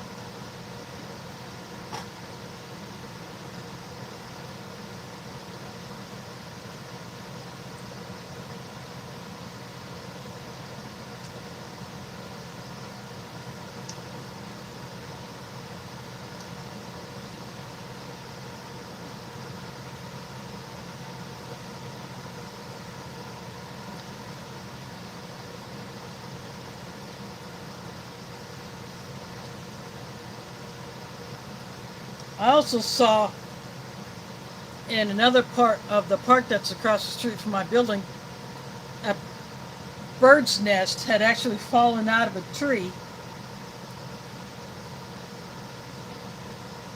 and it crushed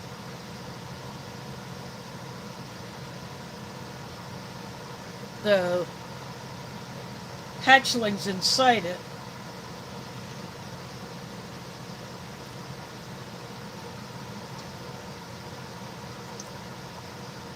And then I think some critter got the dead birds for a meal.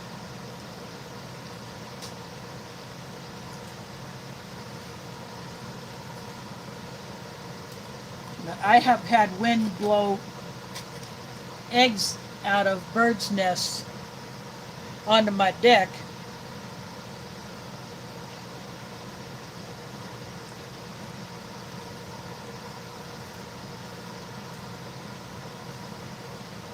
So I just put those little eggs into my compost.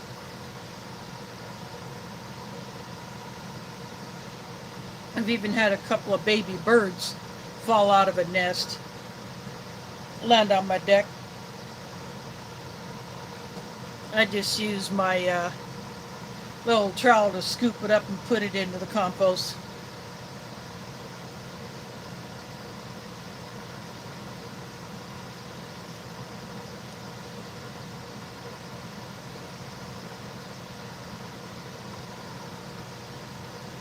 But they are now soil. The shell adds a little calcium. In fact, I got some more eggshells outside from the eggs that I've more recently eaten. I didn't show them in my shopping hauls because I either forgot or I was just too hungry for them and I wanted to eat some. So, but the shells go outside on my deck to get a little heat drying, and then I'll crush them up and they'll go into my compost.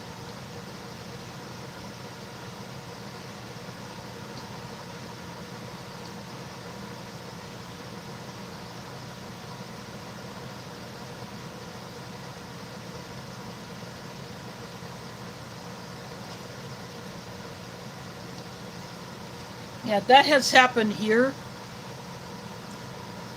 a couple of times. A bird would get into the building, and then someone would have to kind of shepherd it into the stairwell so it could get out the door. But our mechanical room has a vent that is not covered by a screen, So birds go in and out of that all the time. So they apparently, instead of roosting in the trees, or if they want to get out of the sun, they'll fly into our mechanical room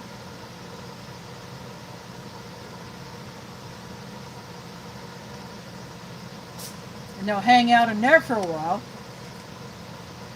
Or maybe they catch bugs in there. Because I see them going in and out of there every day.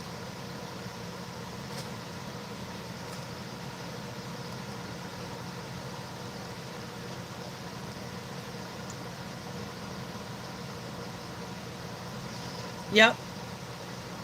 So my compost bin that initially started from a tub that I had picked up in the yard in front of the building, that is full.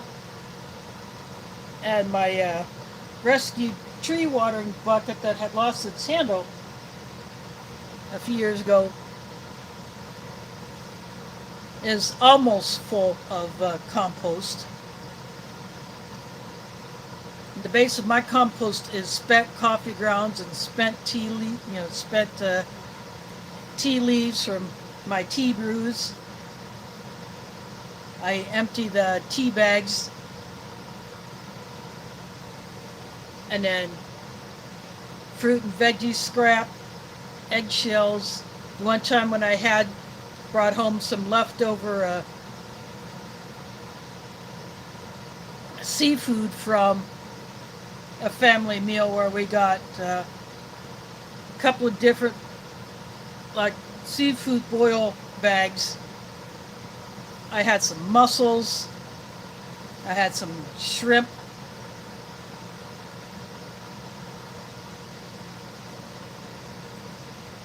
so I put those mussel shells into the compost,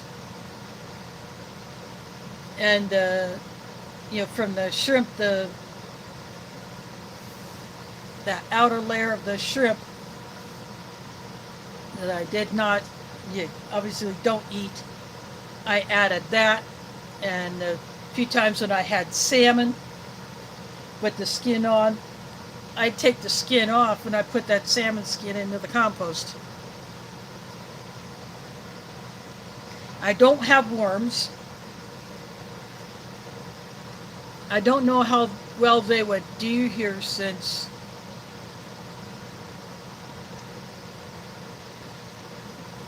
everything freezes in the winter. I don't know how well worms would survive in that kind of condition. But I like to layer my compost. It's just how I do it. I put organic matter like leaves, fruit and veggie scrap, like orange peels, banana peels, onion scrap, pepper scrap, strawberry tops, things like that. I layer that up. Then I put more of the coffee grounds and tea leaves on top of that, and I just keep layering it.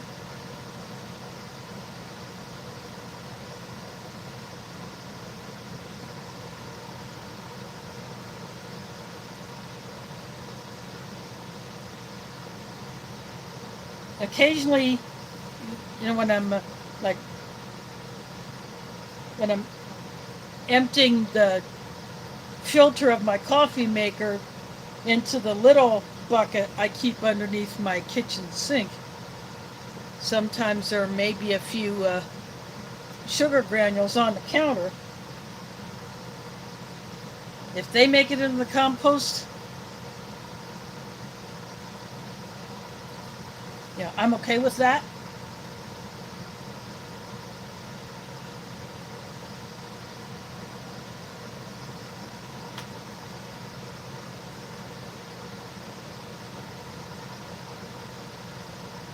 I don't put paper or cardboard in my compost because I would just run out of room so fast, and I'm afraid I might be putting too much weight on my deck, even though a few years ago when it got rebuilt, it got beefed up underneath as well as above to support the one above mine. I try to have the weight distributed evenly around my deck, but I don't want to go anymore.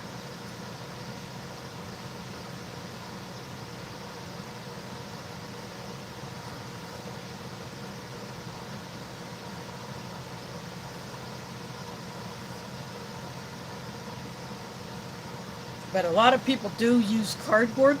You just have to make sure the tape and you don't want any of that tape on there or other things that may not decompose. Like if you get the shredded paper or the packing paper,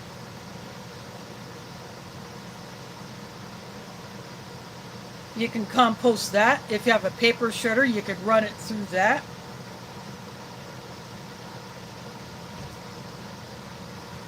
And you could put that in your compost.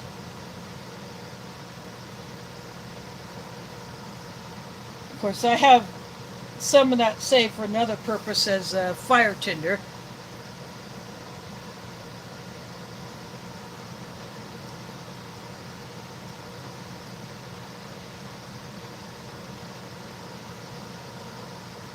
But I usually try to keep it to strictly organic matter going into my compost.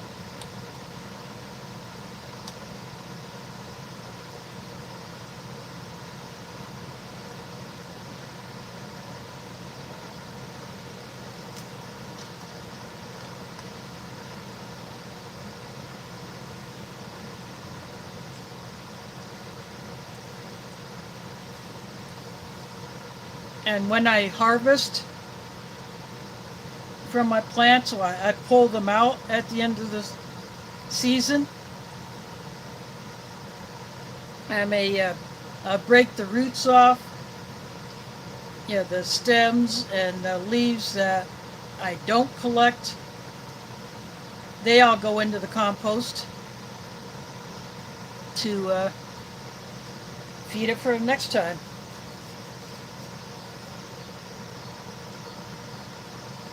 And I can hear the cicadas through my closed slider over the sound of my air conditioner.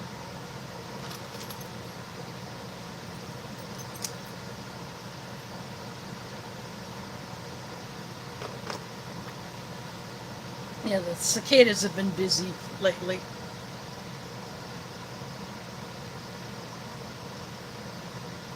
Yep, that's why I do it. And when I do my next giveaway, those 2 bags of finer paper shreds that are sold as packing material,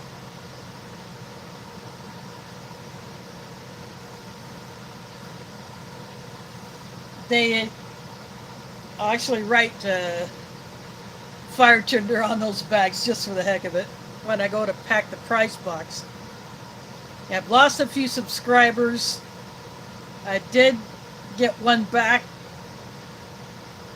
but I'm hoping, whenever I pass 1,500 and I hold it there for a while, that's when I'll do my giveaway.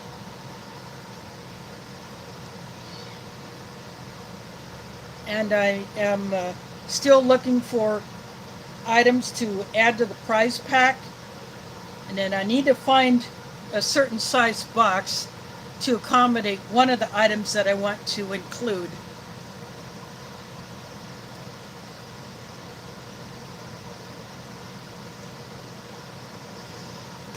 Yep, in fact, when I sent Mike Crusher his box, I included a small pill bottle full of a mix of Vaseline and cotton balls that have been mushed in it, and some fat wood and birch bark that I had collected from in front of my building.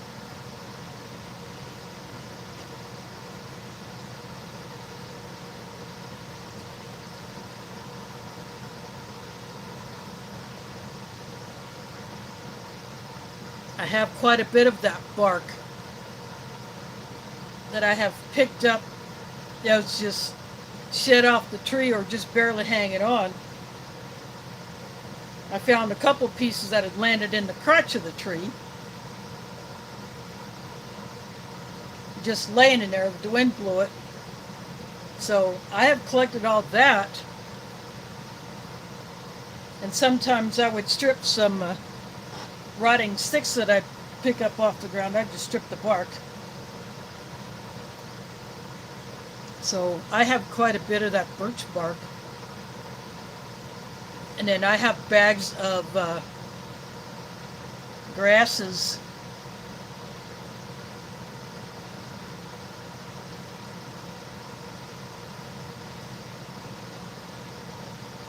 Plus other kinds of tinder that, different companies made it, different fire starters. Plus I have fat wood. A little bit of it I collected myself. The rest I got from other sources. Different people had sent it to me, or I bought it online.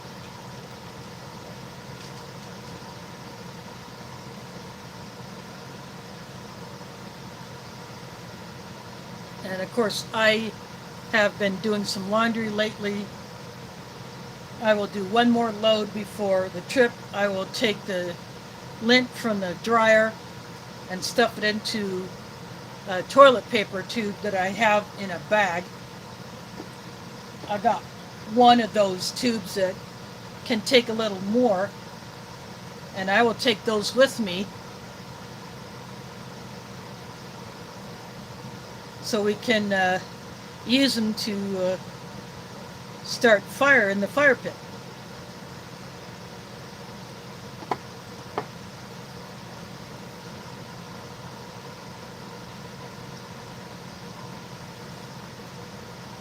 One of my sisters also packs some, but I choose to take some just in case she runs out of what she brings, because we usually have a fire every night unless it's raining. And so far I have not seen anything about fire bans in place for the county that the lake is in. Now we're supposed to get some rain tomorrow. I don't know if Corning will get it, but that town is one of my locations in my weather app on the phone that I'm streaming on. So I can always check the weather for those locations. I know people who live in most of those locations. And then some I just have them in there because I just like keeping track of the weather all over the central Iowa area.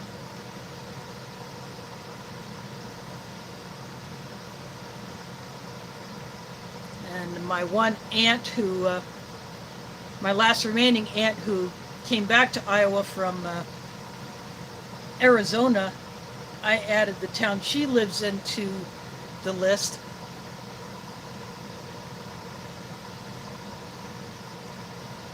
I don't have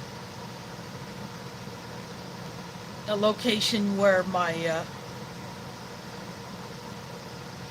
some cousins on my mom's side, I don't have their location on there. I may add that. I don't get to see them much, but communicating on Facebook.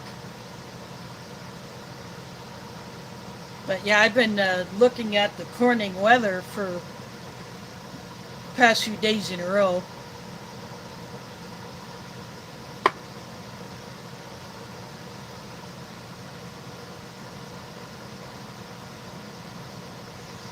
And plus, speaking of weather, I I like to look up at the clouds when they're clouds. I like to look at, try to figure out where they're going, if different clouds are moving in different directions. I kind of want to learn how to read the clouds, so to speak.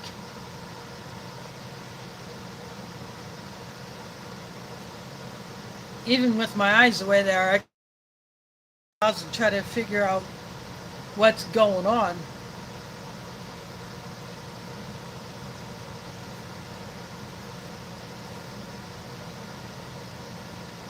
That one day I was at the bus station, the sky looked pretty, just a little bit of cloudiness, but then all of a sudden this gnarly looking cloud came rolling in pretty fast, and I just happened to glance over. Oh, dang, that looks gnarly. And it wasn't too long after that that the rain started coming.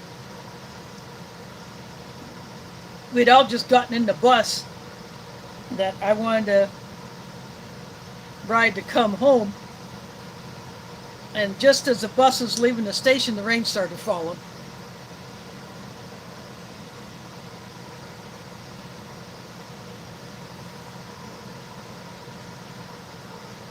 And haven't seen too many like that, but that particular cloud looked pretty nasty. So it was just lightly raining when I got out of the bus to walk across the park.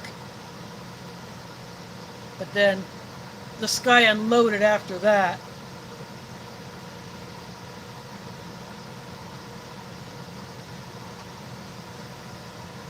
That was July 3rd. I was coming home from the mosque, and I'd done something else after leaving the mosque. I think I went into a Hy-Vee that's around the corner. I was going to go into the Hy-Vee that's by the bus station, but when I saw that gnarly cloud, I said, nope, I'm going to get out of here.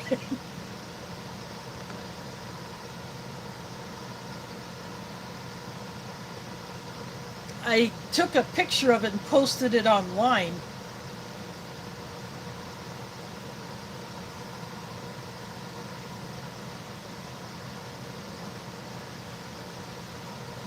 In fact, the bus driver that came to drive the bus that I was wanting to ride, he was able to see it and saw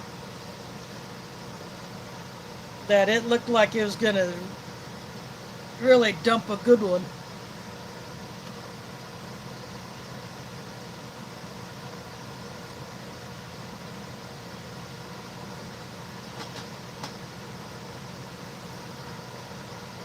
Yeah, my weather radio was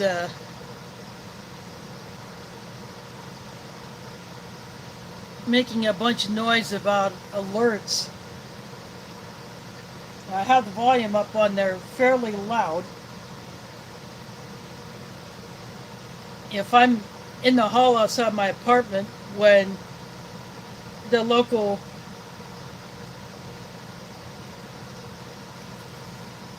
weather frequency here does its Wednesday alert testing at 11 a.m. and 7 p.m. If I'm out in the hall, I can hear it. And that's kind of intentional, because if others in the building happen to be in the hall near my apartment and they hear it when it's alerting on a storm, then I figured that is my way of helping the others stay safe if they don't get text weather alerts like I do. I have signed up for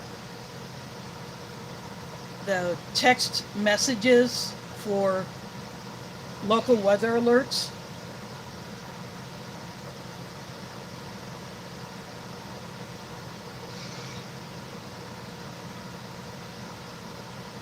And if not everybody does that, if my weather radio happens to be in earshot and they hear it alerting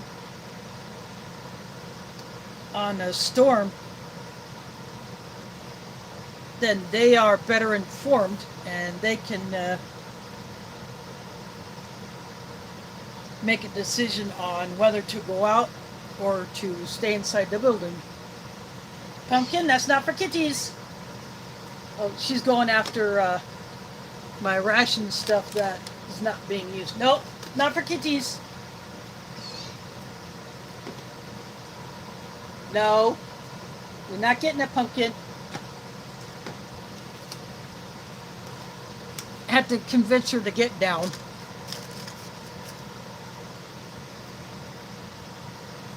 She smells the corned beef hash pouch. And I got the open end of it pointing down inside, and I stepped it back inside the box that the pouch is in.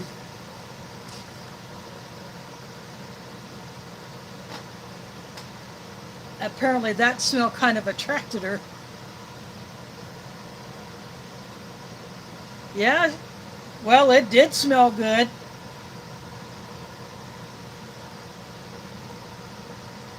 And it tasted good.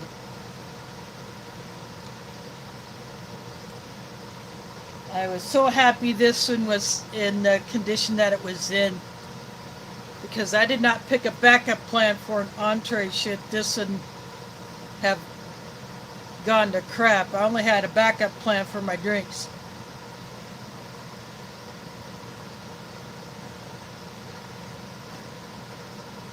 But I think there's one thing left to do.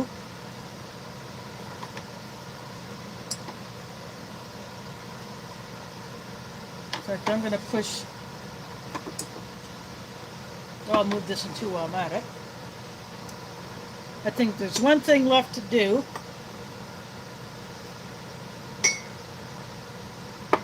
I'm going to pour the coffee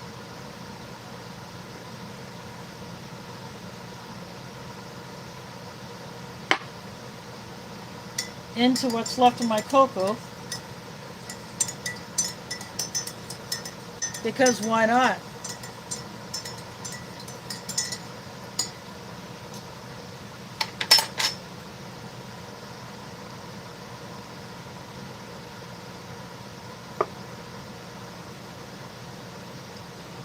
Ooh, that's just the right blend.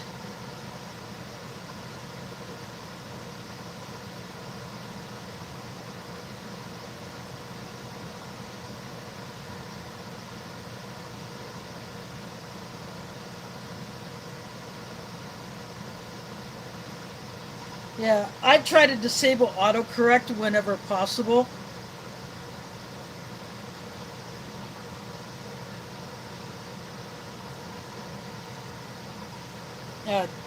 These things have gotten better over the years, but in the past,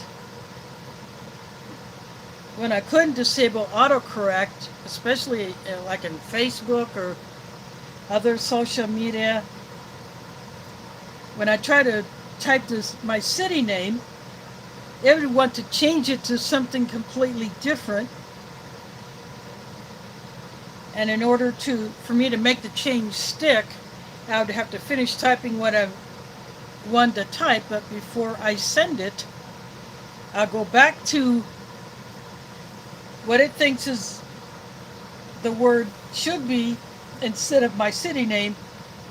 I would change it back and leave my cursor in there, in that spot, in that word, and then send it, and then what I want would stick.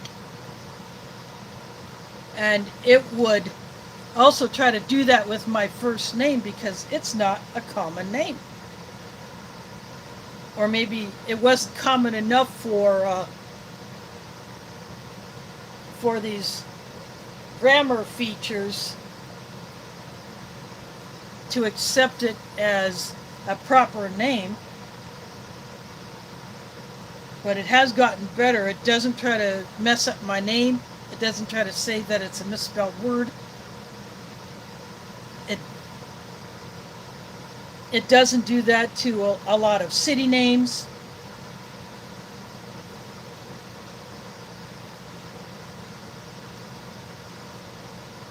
It might do that still when I'm typing something in Spanish without using the Spanish language keyboard.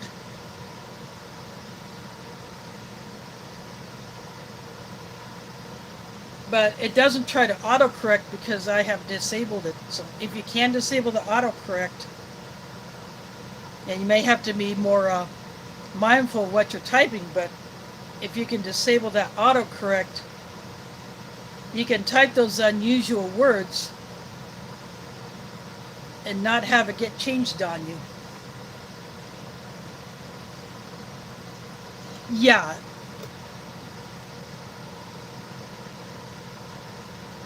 Yeah, it seems to be that way. But now these AI things pop up, and I get these pop-ups saying, you want AI to write for you, and I get rid of that in a hurry because I don't want to be fooling with that stuff. I don't want it changing my intention.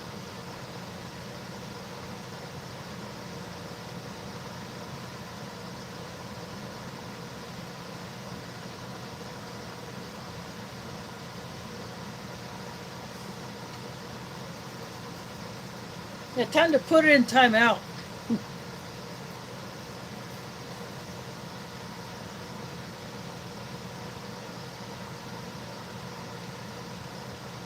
Or sometimes an app will close on its own. I have my bus pass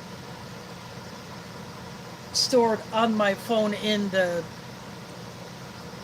Ride Dart or the My Dart app, and sometimes I go to wake up my phone if it's gone, if it's gone to sleep, so to speak, and I go to turn the screen back on. Sometimes the app will close and I'll have to reopen it to bring up the pass again. But bus drivers usually don't mind. No.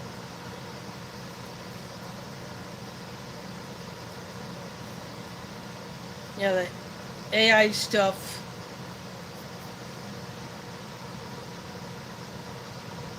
Finding more of it when you're trying to call a company to get to their customer service. Sometimes these bots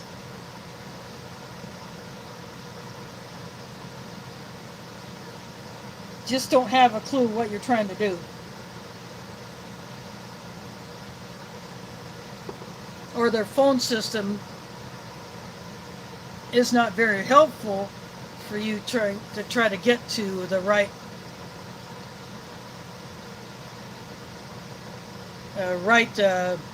person you need to talk to about whatever.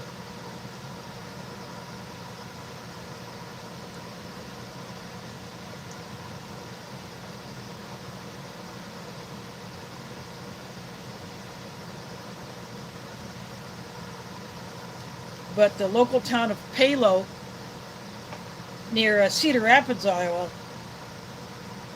they are going ahead with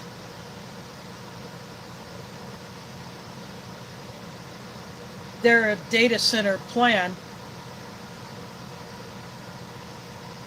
They're just finalizing the zoning ordinance for it,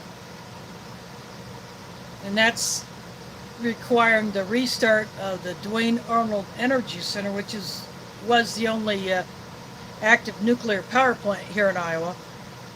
Several years ago, there was a proposal to add a second one, just as the other one was going to be decommissioned, but that plan got squashed. But now a different company other than Mid-American or Alliant is the one that's doing the procedures for bringing that nuclear plant back online, and that will provide the power, but it will draw water from local sources. What they should be doing is, when they build these places, they need to cover the roofs with solar panels. And put a whole mess of batteries in there so that it can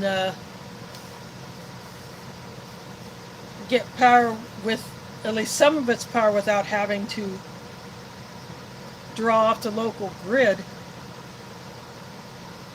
and strain it more than it's already strained. And plus our rates are going up.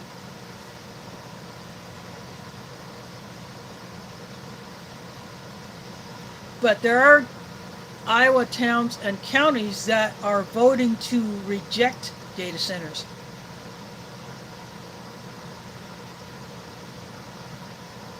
There are some states, entire states, that have put the squash on new ones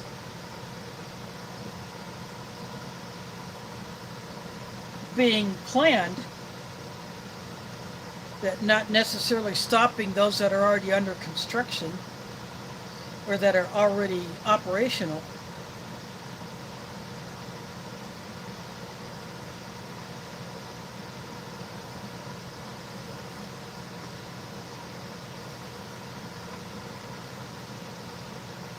But it makes me wonder what is going to happen when those places crash, should we have a major grid failure. Then those buildings are just going to be big old boxes of junk. Ripe for the picking of any scrap by those that engage in that sort of activity.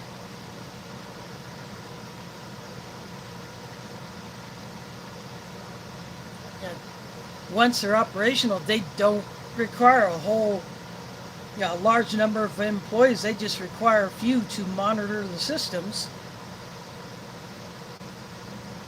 and deal with any faults or technical problems. But they're not like factories that employ a large number of people.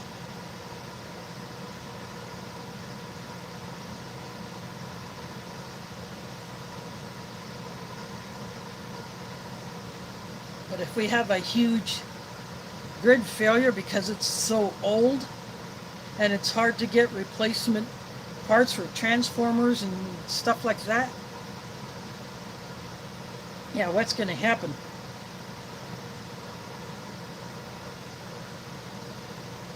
We don't want to be like Puerto Rico. They're still having grid failures on that island.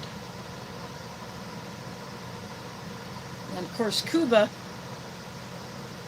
has its own power grid problems because they can't get fuel for the generation plants. And over in Europe, they're having issues with unprecedented heat there, and that's straining their power systems, even though most people there don't have air conditioning.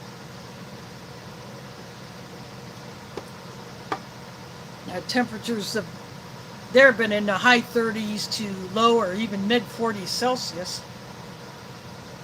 That can be over 100 degrees here, Fahrenheit.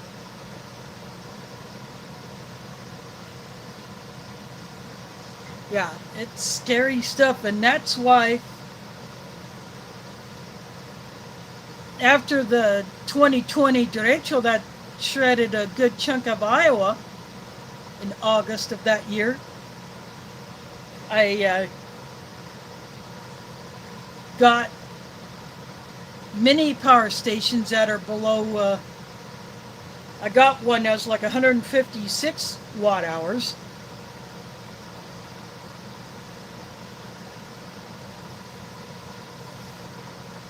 Yeah, that's a small one, about the size of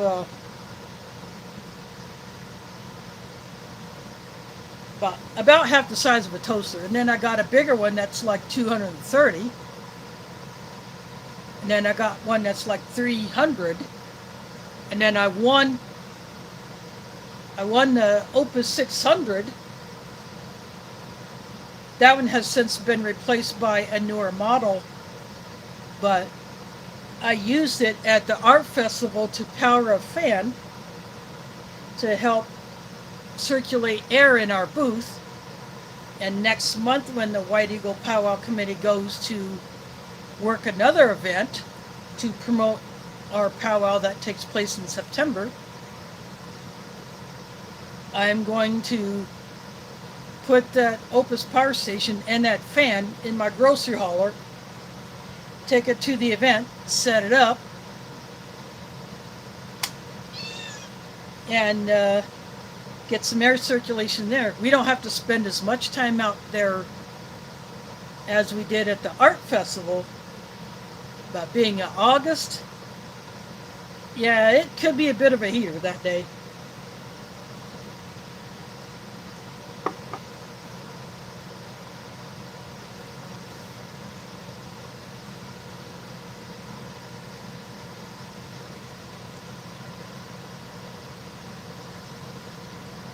Yeah, that's why I prep.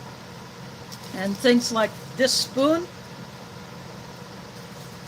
this is going into my bag of plastic spoons, so that if I have to go back to my if I have to go to my disposables, especially if I have to severely restrict my water use,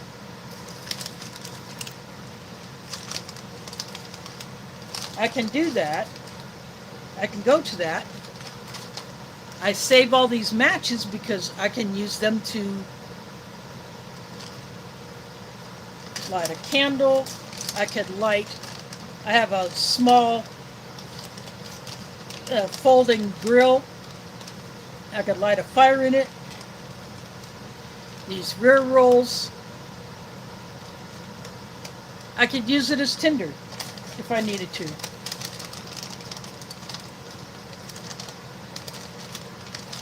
So I got a place where I can put all of these things. Plus I can barter them if necessary. But I save all that stuff.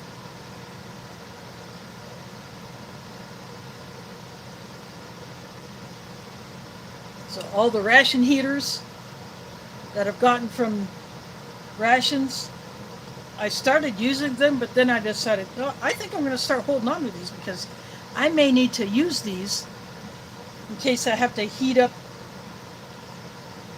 a small food item in a way that doesn't draw attention to myself. Plus, in the winter, I could use it as a body warmer.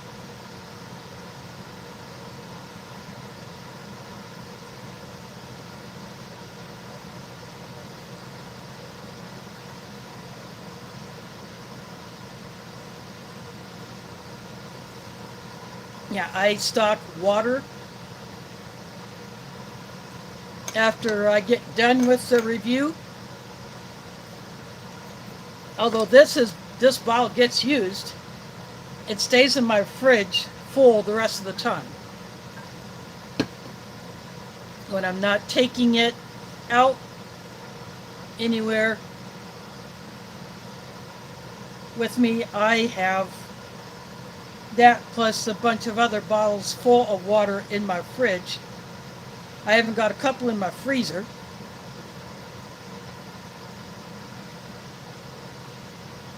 Plus in my freezer I keep those reusable ice packs, those freezer packs.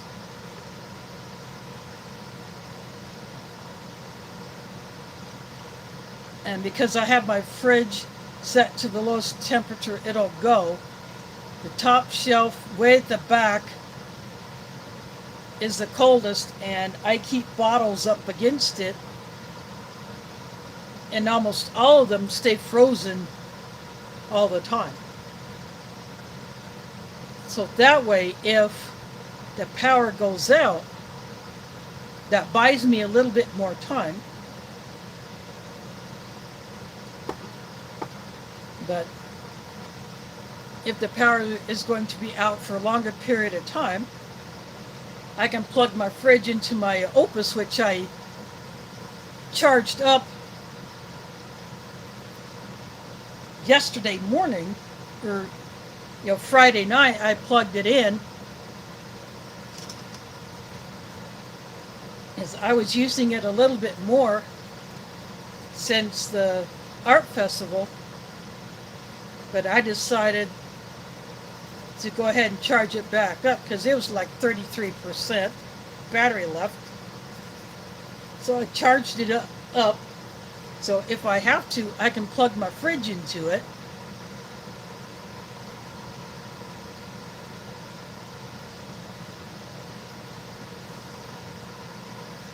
And as long as I don't open it very often, I rely on my non-perishable food for as long as I can keep that fridge running with a power station, then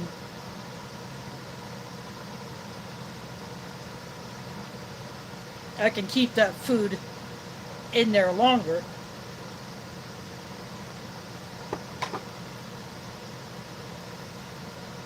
The only thing is, if I need to recharge one of my power stations, I can't do it on my deck because I tried it once with my 60-watt Rockpal solar panel. I plugged it into my smallest power station. I had it out there for like 3 days straight, and it was only drawing maybe a few watts at a time, and the charge indicator on there really wasn't, it hadn't moved up to, like, it was at like 1 bar, because it doesn't show the numbers like my Opus does. It just was not charging enough, drawing enough watts to make it move past that 1 bar, so that's not enough sun on it. Pumpkin, no, leave it. Sorry, she's getting into something I don't want her to get into. So I would have to take it down either to the parking lot and set up out there, but then I would have to stay out there with it to make sure no one takes it, or go into the park, because being on an upper floor, I can't have a generator.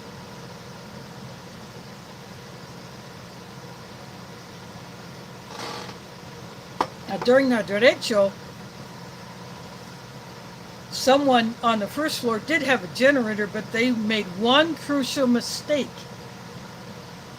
They did not have a long extension cord to go from the generator into their apartment. They wanted to run the cord through a window.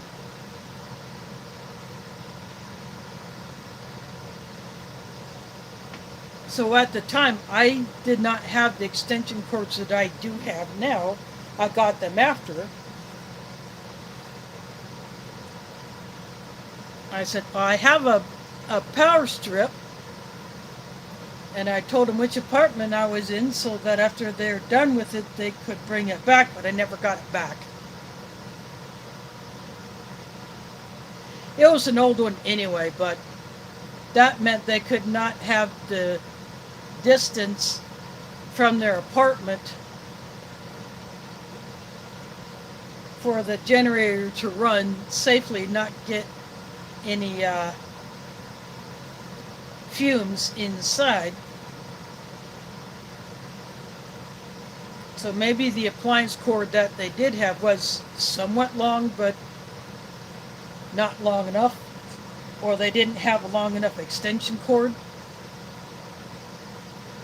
I have 3 10-footers. 2 of them I bought. One I found at the bus stop. I brought it in, I tested it, it still works. Someone had it out there for some reason and just left it, so I took it. But I cannot have a generator out on my deck because it's not big enough to give me that safe distance between it and my slider. So that's why I opt for power stations.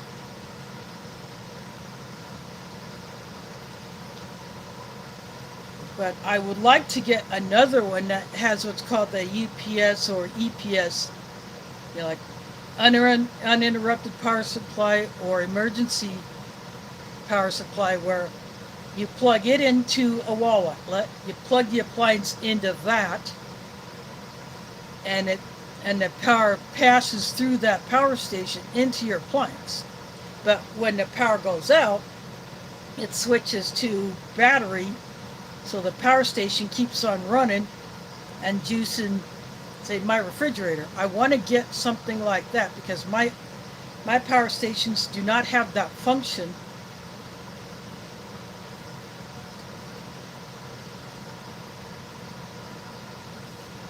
But eventually I do want to get one that's a little bit bigger capacity than my 600 watt one. Even if I have to get a refurb, I'll do it, but I do want one with a higher capacity.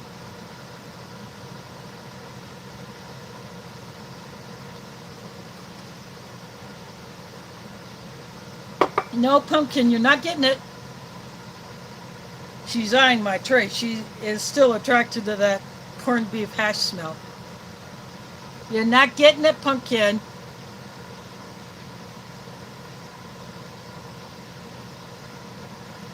You got your own food. I'm going to give you a fill tomorrow.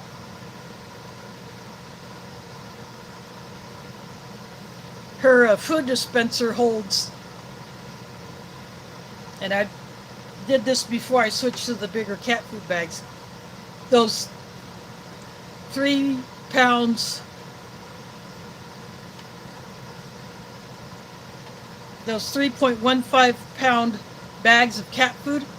That thing can hold one of those.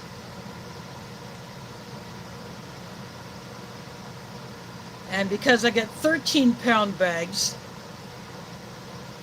I can get about 10 fills from one of those bags.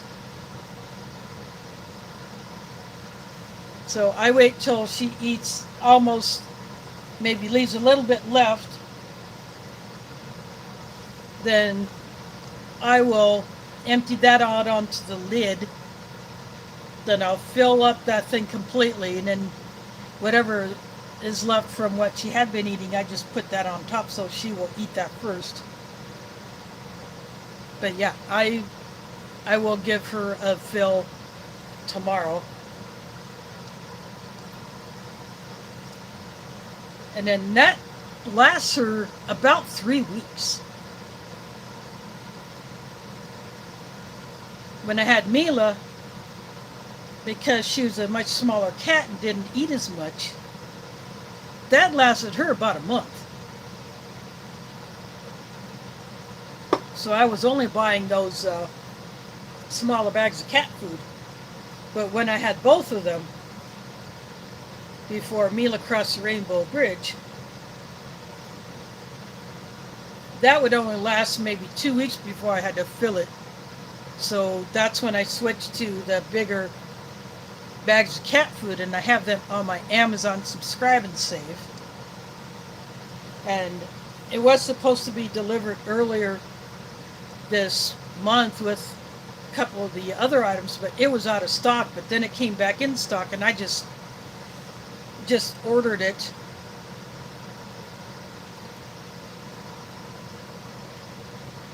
And it got here before I did my shopping haul videos.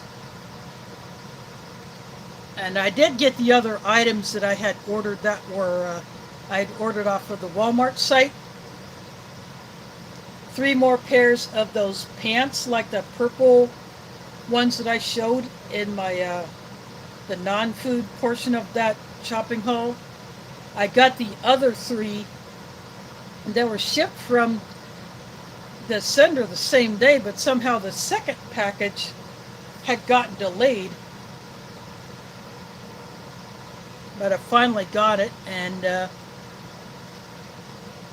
I went ahead and put them in my suitcase because I'm going to be wearing those on my trip. I wanted some lighter colored, lighter weight summer pants.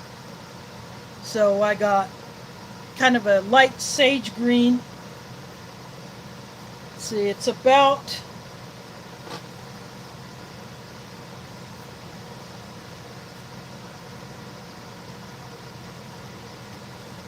a little bit lighter than, actually probably show it on my sleeve better. The lighter green here, maybe about a shade or 2 lighter than that. Then I got kind of a lighter Kelly green, and then white. I have a pair of white pants, but they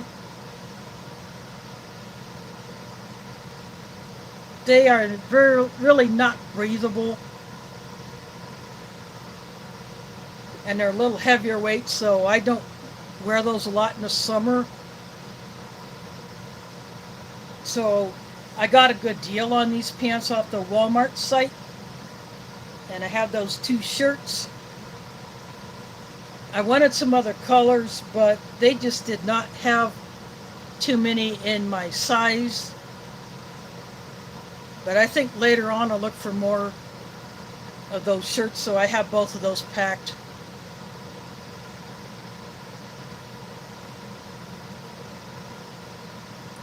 So I am ready for the trip.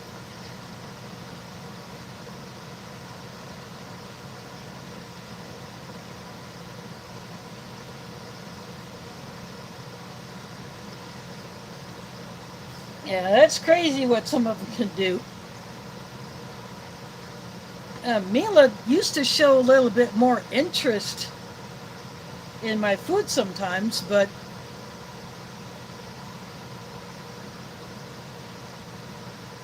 because I didn't want her to eat something that could make her sick,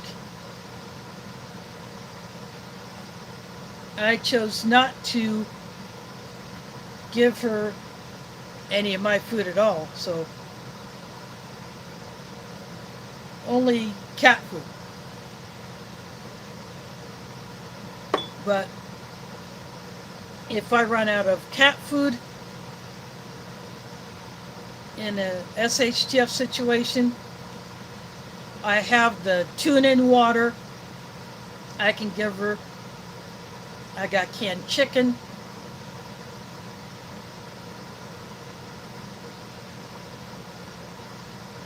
So I would make sure she had at least something. I do have some wet cat food put aside. Not a huge amount of it, but I do have some.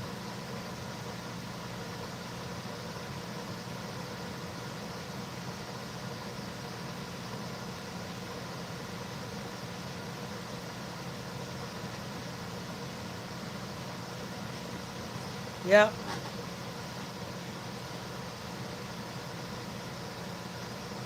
Yeah, there's this other food called, I think, MRE. I've seen the ads for. And then I've seen ads for what's called Sundays for Dogs.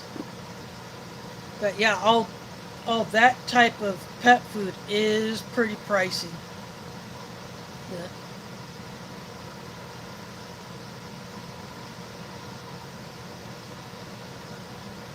But once I switched to the Purina Naturals,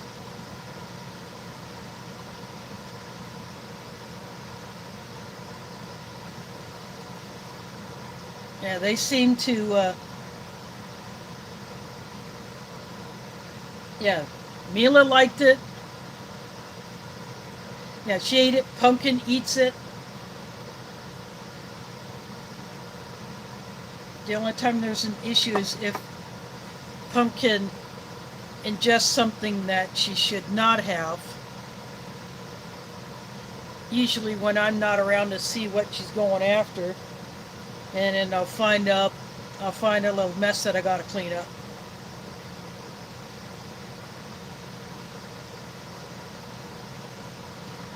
But that's not very often.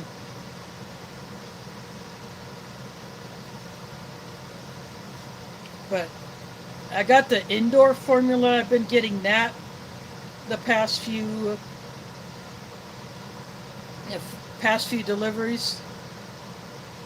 I think about a year ago, the other variety that I was getting from Amazon that went out of stock, so I just switched to the indoor. Put that on my subscribe and save and killed the other one.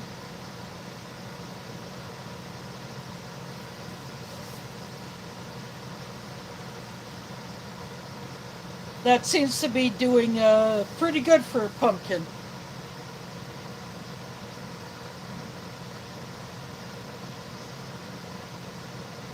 Yeah, but buying the cat food in the bigger bag is actually a better deal. And sometimes if there's a brief price cut when you go to order it, or if a coupon gets stuck on it and drops the price, or you get some kind of a code or whatever to knock the price down, that definitely does help. But getting the bigger bags has definitely paid off for me.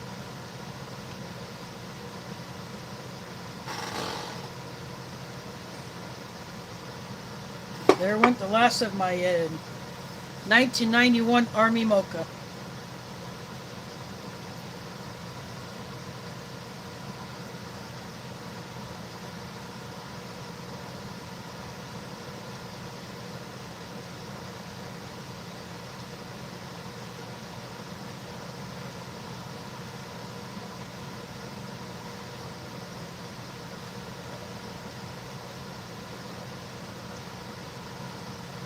Pumpkin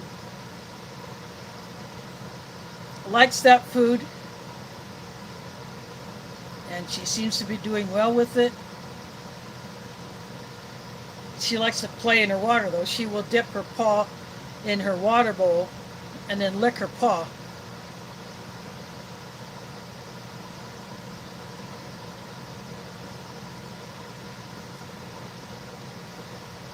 So I may have to invest in one of those kitty fountains. Once in a while, I will let her drink from a running faucet in the kitchen sink. Occasionally, I'll turn the tub faucet on if she wants to sit in a tub, which she likes to do. She likes to get in the tub and sit there. After I get out of the shower, she'll jump in the tub and she'll try to manipulate that little stopper thing on the diverter that diverts water from the tub faucet to the shower head. Sometimes she can manipulate it and get a few drops to fall. She likes to do that. But the bathroom sink, because it's kind of shallow and it's a bowl shape, because she's kind of a big cat, it's hard for her to get in a good position.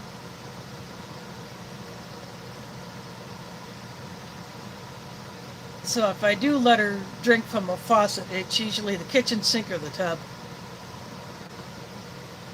But I don't do that very often because I don't want to waste water.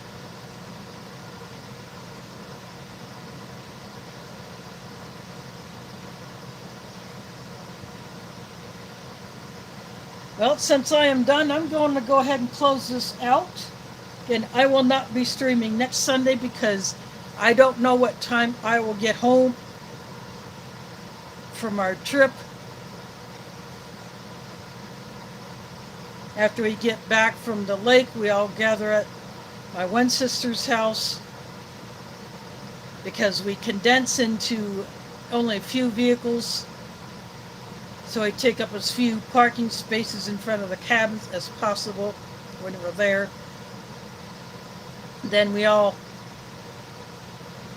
divide up our stuff and go our separate ways. So I don't know what time I will get home from that next Sunday, and then I will just want to start putting some stuff away. So my next stream will be the first Sunday in August. I am not sure what ration I will pull out. I may go with one of my two behemoths, Ukrainian, or that big one that I got from Mike.